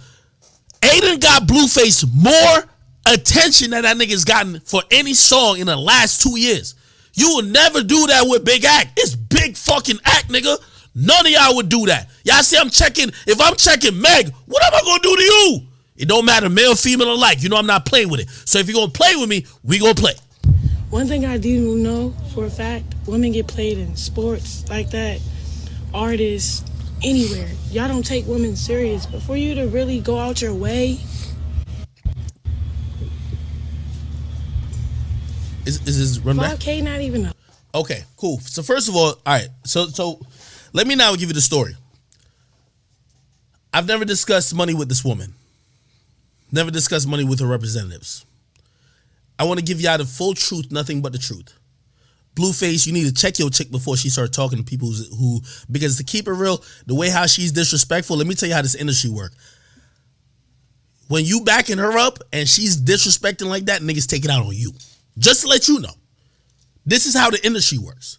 She's nobody. She's not in this shit. You're in this shit. You need your songs to be publicized. You need your songs to be whatever. She's not in this shit. So when you start backing her up, not knowing the real facts, niggas take it out on you. But I'm gonna give you a free lesson, just like I'm gonna give her a free lesson. Okay? So she's saying that, yo, my comments last time about her, saying that she wasn't down to do free interviews, and this is what I'm trying to say. Blueface, this is why you're fucking up. You're fucking your artist. She's not an artist, matter of fact. Let me just throw down the window. She's not an artist. You're fucking this chick, and in her mind, she thinks she's an artist. And then when she gets into these little media drama shit, she thinks she's like some hot shit. You are an artist, and even when you're in your biggest hype buzz shit where you're in beef with whoever, that shit don't help your sales. You got this girl gassed up thinking it will. You got her gassed up like she got leverage. You got her gassed up like she's bigger than what she is. I'm telling Blueface this because he got to learn this. And if Wack hears this, Wack, you need to tell him this. Hot 97 will never pay for a Blueface interview. Apple Music will never pay for a Blueface interview. By the way, I just heard Wack 100 say this, and y'all could ask him. If anybody on Clubhouse hears my clip, ask Wack 100 this. Wack 100, I heard it today. I'm shitting on the toilet and I listen to all hip hop. I listen to hip hop all day in my life. I live this culture. Nobody will ever say when I tell you I don't work this shit as a part-time job, this is my life. Wack 100 said he brought Blueface to Spotify. Spotify signed me for millions of dollars to do a podcast. And and if I'm going to get a chick to do my podcast at Spotify, by the way, I promise you, I bet $1 million. Wack 100 said he was going to bring Blueface to Spotify. I guarantee Spotify didn't pay for that. I promise, I will do anything. I'm down to put my Spotify contract on the line. It doesn't happen. Here's the point what I'm trying to say. Spotify signed me for millions of dollars. I could interview anybody who I want to. Bro, I'm trying to have entertaining, engaging conversation. I told him, I say, I want to keep it in the culture. I reach out to this chick, whatever. Now she's saying blah, blah, blah. So here's the thing. Let me put it in perspective. Blueface saying that because you wouldn't pay for an interview, Blueface, you just ran to Spotify, my nigga, and you tell me if I'm lying. Blueface, go ask Spotify. I'm signed there, nigga. You go ask, when you went to Spotify, did you get paid? Or did you run there happily with your mouth open? Hey, I'm smiling. You're smiling like everybody else. I'm giving you the game, but I'm giving your little girl the game too. So by the way, I didn't even ask for the interview. I'm going to show you the proof. So when somebody comes out and then you start to back in Blueface, that's what I keep saying. When you jump out on their behalf, niggas take it out on you because nobody knows her. So let me give you Wack just said on Clubhouse that he brought you to Spotify. They didn't give you a fucking dime, and I guarantee it. I put $1 million on the table. You and Wack Wack game, anybody over there could match that. Spotify don't give y'all nothing when they say, you want your record to be played over here? Come play your record over here. You run there because that's part of the label budget. I got a goddamn fucking podcast with Spotify that I walk every week when I have meetings with Spotify. I'm fighting for artists. They be like, yo, I say, yo, If an artist come on my shit, y'all gotta give him some more love on playlist. Y'all gotta do this, y'all gotta do that. Y'all gotta, I'm fighting for this shit. Now hearing this shit, and again, it's not even her because she's not in this industry. It's hearing a nigga like Blueface. Bruh, I get you in love, but don't let your love fuck up your situation. I'm telling you this right now. Because I'm down to put $1 million down that I guarantee Spotify never paid you when you went in there when Wax said you had to bring you to Spotify. True. I guarantee it. That's true. $1 million. Of course they didn't, motherfucker. You know, when he's right, he's right. You know, when he's right, he's right. But when he's wrong, he's wrong. But when he's right, he's right. Act is, and I gotta respect it. You know, the more I think about it, like, yo, respect this black platform like you respect them white people. I respect that. I can't even lie. I respect that. I don't, you know, again, when he's right, he's right. You know what I'm saying? Dudes are running to these white platforms real quick. You know, I'm reaching out to black dudes and there's white dudes in the middle trying to charge me 4 times the price. Like, if you got a white dude in the middle talking to black people that's not cultured, you're going to miss some opportunity, not from a look standpoint, but maybe even from a building standpoint. One thing artists got to understand, and I hate that I got to tell them, people really, what a brand got to understand is when you do an interview with someone that's effective at interviewing, and it's going to be great content, that helps you more than almost anything else you can do. When you sit down with someone that takes time and approaches an interview in a way that's effective for your brand and get your story out, unless you a liar, unless you hiding something, you scared, you ain't telling the truth, then you might come sit with somebody that's a little swift and they uncover more of your lies. So maybe that's why there's a lot of red tape. I don't know, but he's speaking from a standpoint of, yo, it is red tape for blacks, but not for whites, not for Spotify, not for Apple, not for certain they can call. I hear people even say things about Revolt that they shouldn't say. Revolt is doing a tremendous job, in my opinion. Like, what are we talking about right now? So he proceeds to show that he never reached out to her, that they reached out to him. And it was a situation that he never really took serious. So we'll take a quick break. We're going to have a nice long pod today. Trying to get back in the swing of things, man. And we'll have a nice long one today. So we'll take a quick break and then we'll be back. And we are back from break. So I want to talk about Kanye being removed from the Grammys. Although we don't know how far they'll take this, I think it's an interesting thing to watch.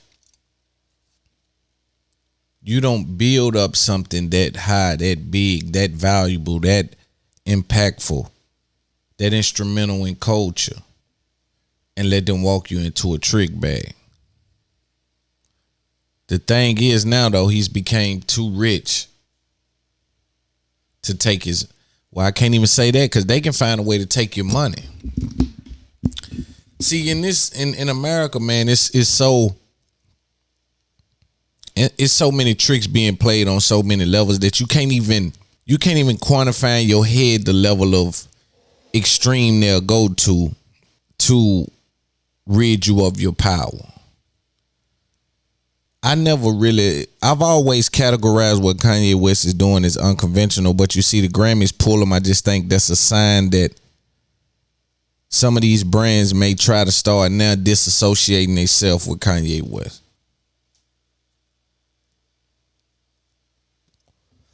If you go back a couple weeks ago, maybe 4 weeks ago, when he first started, I said, damn, what if they put him in a trick bag, make him lose his seat at Gap? He still owns Yeezy. They can't. I'm already trying to figure out, okay, what can happen, right? Doing my risk assessment, and I saw this. Then you dealing with Kim now. They're media giants. They understand media from a perspective that no one else does in Hollywood. I ain't even going to say that. They have an effect on the people that watch them, right? So some kind of way to influence kind of outweighs their contribution, in my opinion.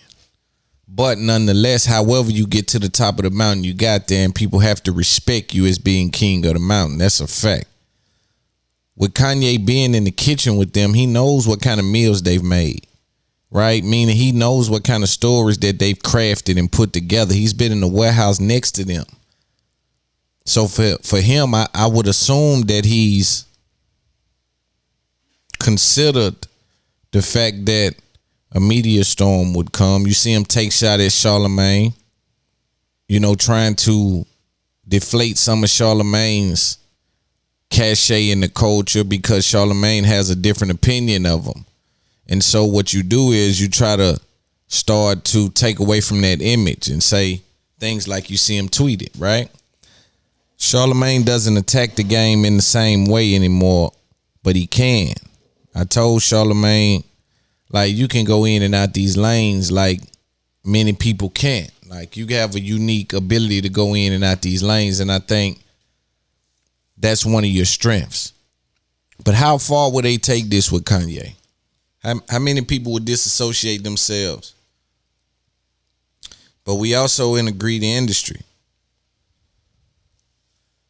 So it's just interesting to see, and we'll keep an eye out on it and kind of look at what's happening. But Kanye has to know that the trick bag is near and know how to navigate. That's why when you start talking like that, see, when you start telling people your plans, it makes it harder to execute the plan. But you got to tell us the plan because you activate people you'll never reach. So we find ourselves in a weird place. And once you got billions of dollars, I think that sometimes the juice is worth the squeeze, right? So if I compromise my ability to go to the Grammys by speaking on these issues, then I might do that. What I think is, though, he can't lead with emotion. Anytime you lead with emotion, you got a failure coming. And sometimes we can't help it because we love what we love, and love chooses, but it's not harmless. It's not a harmless choice, right?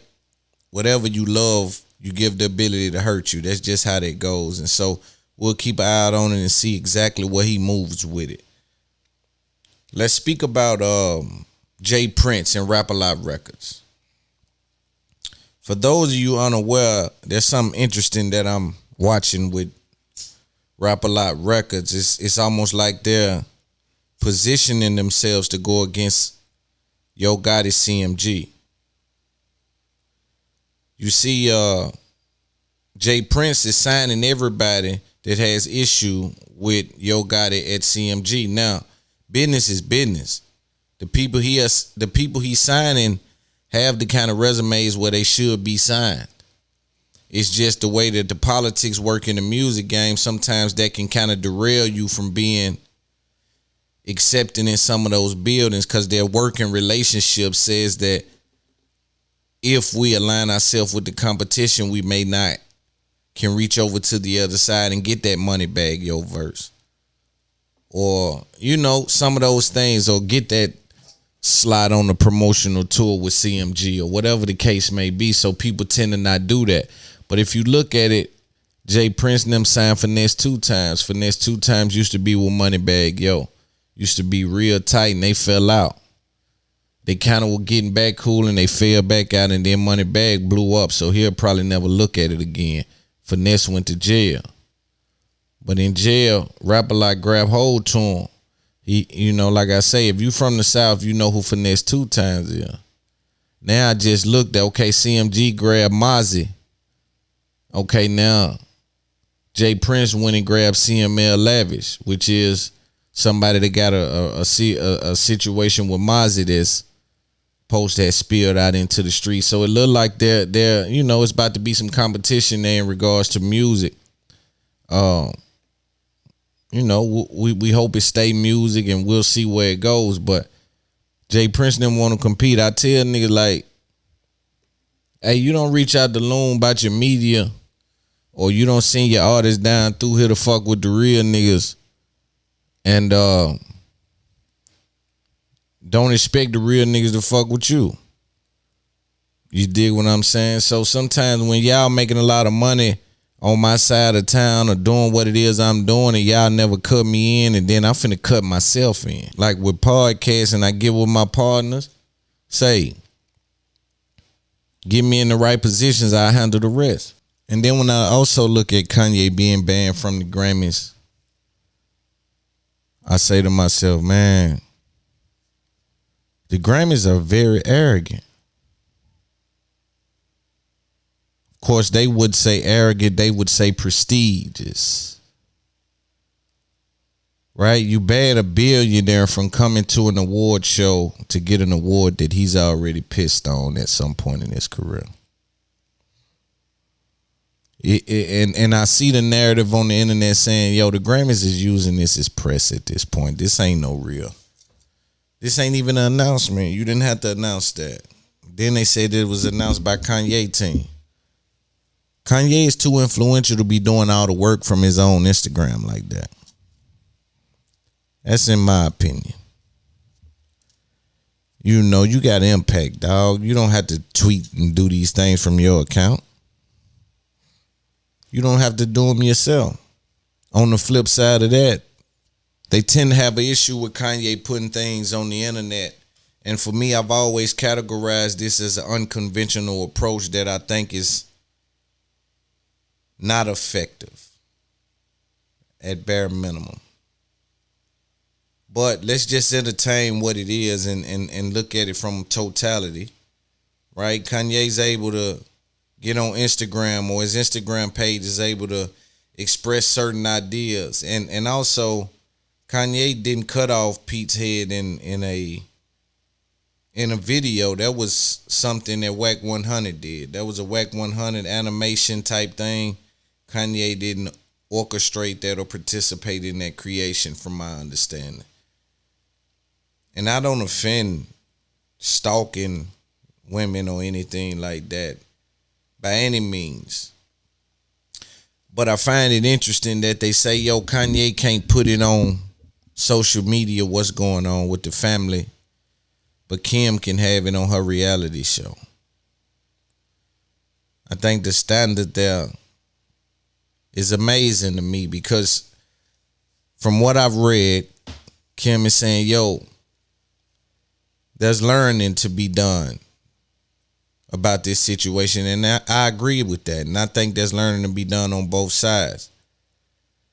Right? And at some point, I believe they'll try to do what it takes to at least be able to co-parent, or maybe even revisit the circumstances they were under, you know? But I just find it interesting, man. After the Pete Davidson thing and the Trevor Noah thing, and shout out to Trevor Noah. I don't know if that's fake or if that's consumer facing or what, but Trevor Noah tweeted, hey, I said counsel Kanye, not cancel Kanye, because they're starting to look like that they're trying to cancel him. Some other award shows come out and say, yo, he can accept awards, but he can't perform. Tekashi 6ix9ine tells Judge that he's having financial troubles. He tells Judge that he's broke. That story then gets what's called legs in this business, meaning people pick it up and start to speak about it on different platforms all around the culture. Of course, Academics comes out and gives his perspective on it, which we would believe, right? Which is, yo, these people are suing. If you're in front of the judge getting sued, you're going to present it as if the money that they're suing for isn't much, Your Honor. So place me in a situation where I pay the least amount as possible, right? So that's what they're saying is happening. And why I do believe that may be the case, I do think that his financial status has been affected, hence why you stop seeing security. A lot of people took the security thing as him being a soldier of sorts, or giving his life, putting his life out there and saying, come get me. He ain't scared. I viewed that as the money slowing down. Everybody wants to be protected, and by the things he was saying, you can tell that he always felt like he would have protection, because him with one gun don't do anything. Dudes is pulling up with things that'll shoot you 29 times in a matter of 1 minute. So you and your little handgun you riding with is not effective with the level of disrespect that you've portrayed to the people, right? In my opinion, just from where I come from, they've did more for less. So I come from a place where I know The way you move got to be a certain way, depending on the level of opponent you up against, and you up against rich individuals. When you talk about certain things, you can look at it as entertainment, but certain scars don't heal themselves when people are dealing with things, right? So when I saw him stop having security, that was an indication for me. When I saw him cancel certain shows and the tours wasn't popping up like he may have thought they would have, that was an indication for me.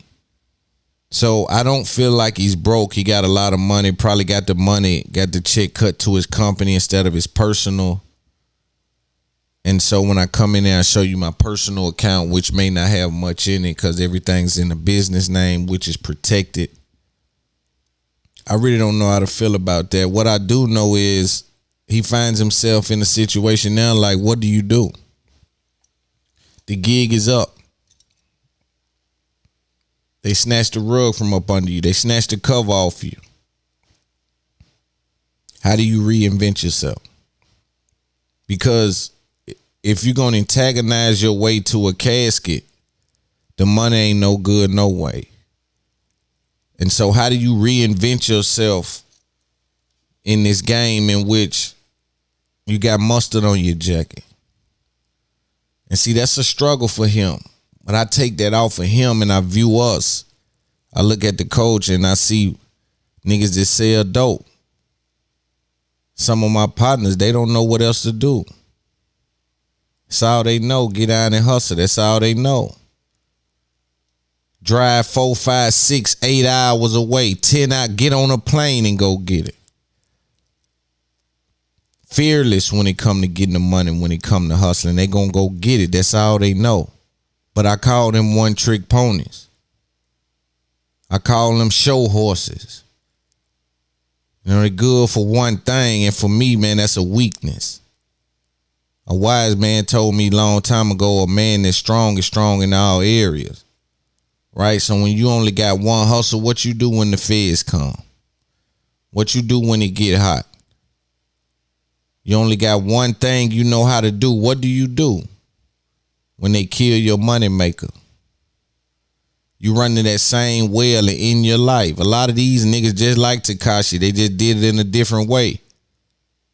They didn't know how to reinvent themselves. So instead of dissing people dead homies to get whatever little streams attached to it, they kept hustling on that same block with that same plug. They were switching numbers and thought they were going to outsmart the people. They got out of prison and went back to hustling. Right? They didn't know how to reinvent and go sell pallets. They didn't know how to get contracts on homes and sell them without having money, like it's information they didn't have. But the failure to reinvent yourself gonna always walk you right into a disaster. So you see Tekashi about to go through something. Remind me of a nigga on the block. No matter how hot that block is, man, that's the only spot where he know to sell, so he gonna come out there. No matter how hot it is, it's Christmas time, he gotta be out there. He gonna sell dope no matter what. They told him if they catch him selling, they catch him with a pebble. He signed for some probation. They told him if they catch him with a pebble, he gonna do 8 years. And he out there hustling, thinking that he gonna throw it if they come, or I'm gonna get away, or I know everybody over here. Whatever he thinking, he wrong. He failed to reinvent himself. So Tekashi banging his head up against the wall. What do I do now? They damn sure don't like Danny. They didn't like Danny to begin with. He came out as Danny. He come out the gate as Danny and didn't get nothing. He got nothing as Danny. Start putting tats on his face. He looking to get something out of these people. When can I go as far as I need to get something out of these people. So I go to tats on my face, 6'9". I done made a persona. I hook with the Bloods. Now here it is. I'm getting something out of them. Not the Bloods, out the people. He was aiming for the people front when he first started. So what you do now, you aim for the people. What you got for the people now? More disrespect to niggas, dead people. So that's what and you gonna move around with no security like that, huh? Bet. I keep telling y'all, no matter how long a fish stay in the water, it'll never be an alligator. Motherfucking fish can stay underwater for his whole life, and he'll never turn into an alligator. So you can hang with the Bloods, you can hang with the Crips, you can hang with the hustlers, you can hang with the entrepreneurs, you can hang with the businessmen, and that don't make you one. So what you gonna sell to people now? And I hope the dope boys are listening to me, nigga. What y'all gonna do now when it get hot? You got enough money out there, shit. What we doing? My new campaign, I got shirts out. Go get you one. The feds didn't get mine. Yeah, the feds didn't get mine. This is our thing. This how we coming. The feds didn't get mine. You dig what I'm saying? We won. We beat the game. And that's what it's about. You got to beat the game. Even if I lead the game and can't live the same way, I got to beat the game. I can't get a game in my life. That's a mistake. I can't get a game in my life. You dig what I'm saying? So, yeah, the feds didn't get mine. And we got to get smart in our approach to life. And our approach to getting money and our approach to everything. We just got to be swifter about it. Right? It's Up There Podcast got a deal. What's my next thing? How I'ma reinvent the brand? What's your next move, nigga? You feel me? Is this all you? Nah, this ain't all. What we doing? This is your sit down show. What's your stand up show? Now you need to find something you doing standing up. And I don't know how we gonna do it. We need to figure out what's next. We don't sleep on nothing. Don't no grass grow under our feet. We stay on top of the game, and that's how we gonna keep getting money. We keep putting irons in the fire. Keep putting irons in the fire, and next thing you know, we be burning forever. I keep telling you, a little bit plus a little bit plus a little bit plus a little bit be a lot. We're gonna talk about this and then we'll get out of here. Cola Ray and Nicki Minaj got a song, Blick Blick. I'm gonna play it too, cause I'm a gangster. I like the little song. Hold on. That's Blick Blick by Cola Ray, man. I always get her name wrong. But I want to spend some time just speaking about that song, that whole vibe, her vibe. For me, man, she needs to be celebrated a little more by us. I think she embraces herself in a way what should be applauded, right? She hasn't tried to fit in with what it is that is champion today. So for that's a plus. And then her music is always, it just got something to it. I can't really explain the word, but it's something there. She got that quality of a star for real. I really, really believe that. I see that, right? With the dancing, with her whole vibe. It's like she come up with a routine for her everything, all her singles. She put a lot of work into it, and you can see it. It bleeds through the music. Nicki going big homie is always, it's good to see Nicki fall into that big homie role. You dig what I'm saying? Nicki is now in a position to where she's now stepped into that role of understanding. But again, we got to credit Drake. Keep telling y'all, Drake is not celebrated for his ability to pass the ball. Cause boy, they get selfish when it's they court and they ball. When you get to a point where it's your gymnasium, boy, them niggas get selfish with the points and with the flow time. Nigga want to take every shot, bring the ball down. Man, they doubling you, man. Get it out, kick it out, man. You dig what I'm saying? And they will not kick it out. So again, you see Nicki go ahead and get with somebody young like that need that audience. See, she need that Nicki co-sign like that. It instantly pushes her up like Drake did Dirt. It instantly bring you to the next side, and her music gonna sustain it because you can. This ain't her first one. She keep doing it. So whatever team is in place, if that team stays in place, she's in a good situation because she keep doing it. She keep making good records, keep doing her same thing. what's fucked up about this song is that Benzino almost fucked the song up. So for people who are unaware, Benzino is her father, Coyle Ray's father. And he was on Clubhouse speaking, and he spilled the beans and said, yo, Coyle, man, y'all tripping. She got something coming out with Nicki soon. And then Nicki comes out with a tweet and says, I don't have any songs with anybody coming out. And some people don't understand why this is a big deal, and I'll explain why it's a big deal and how the music business works. So when you become a star, when you become as big as a Nicki Minaj or a Drake or some of these people, in the eyes of the media, especially the media that's not a part of the culture, they'll misrepresent what they're seeing. Right? They can have a high level of understanding of the music business, but they're right from a perspective of they unaware of what they looking at, right? So let's say something like that happens. It fucks the play up. Because stars like that don't have releases, they have rollouts. They have a situation where it needs to be energy surrounded by this release. Right? There need to be a certain energy surrounded by this release because, number one, the media that doesn't stand for our culture or understand our culture can't wait to say I lost it. So I need to make sure that when something comes out, it goes through all the correct channels to give it a fair shot at what they think was my peak. Because they always gonna compare me to my peak. So I gotta be careful with how I release things, because if I release it and it's not effective as the one that they keep comparing it to, then they're gonna say, oh, she's falling off.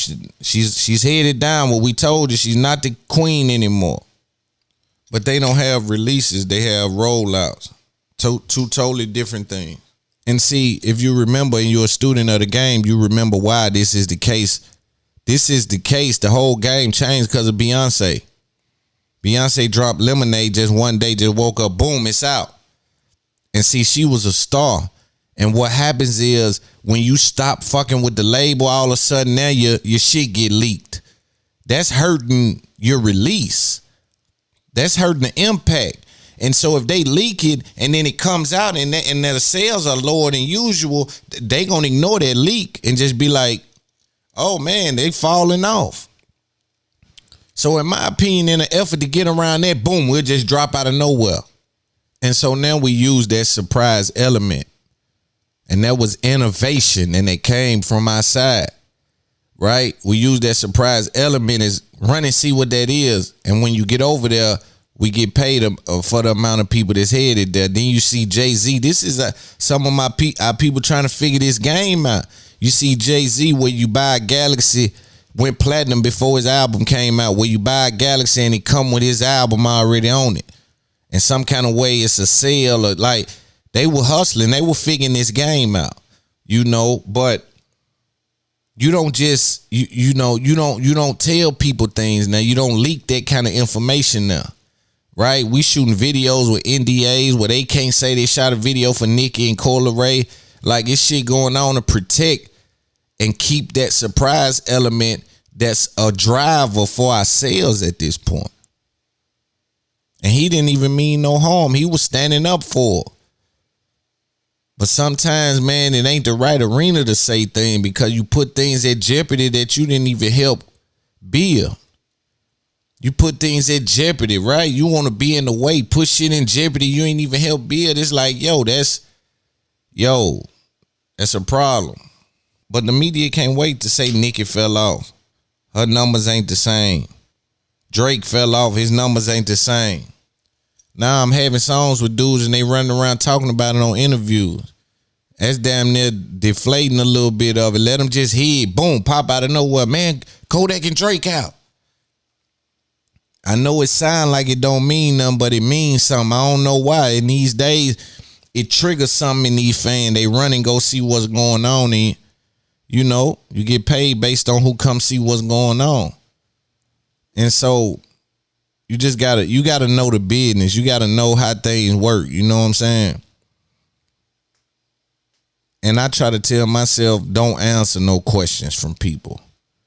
right? If it ain't on the public, if it ain't on a real forum, cause they'll get me in these matches where I'm talking to somebody that don't understand the business and I'm explaining it in layman's terms, but layman's terms to people who are in the business can be misrepresented. You see, and I got to be careful because if things are at risk right now that these people that I may be speaking to about these frivolous things, like, and I'm trying to up one them, nah, I'm uninterested.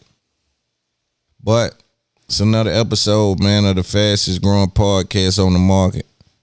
If you listen to this point, man, we appreciate you. You know what the vibes is. You know you dealing with biggest.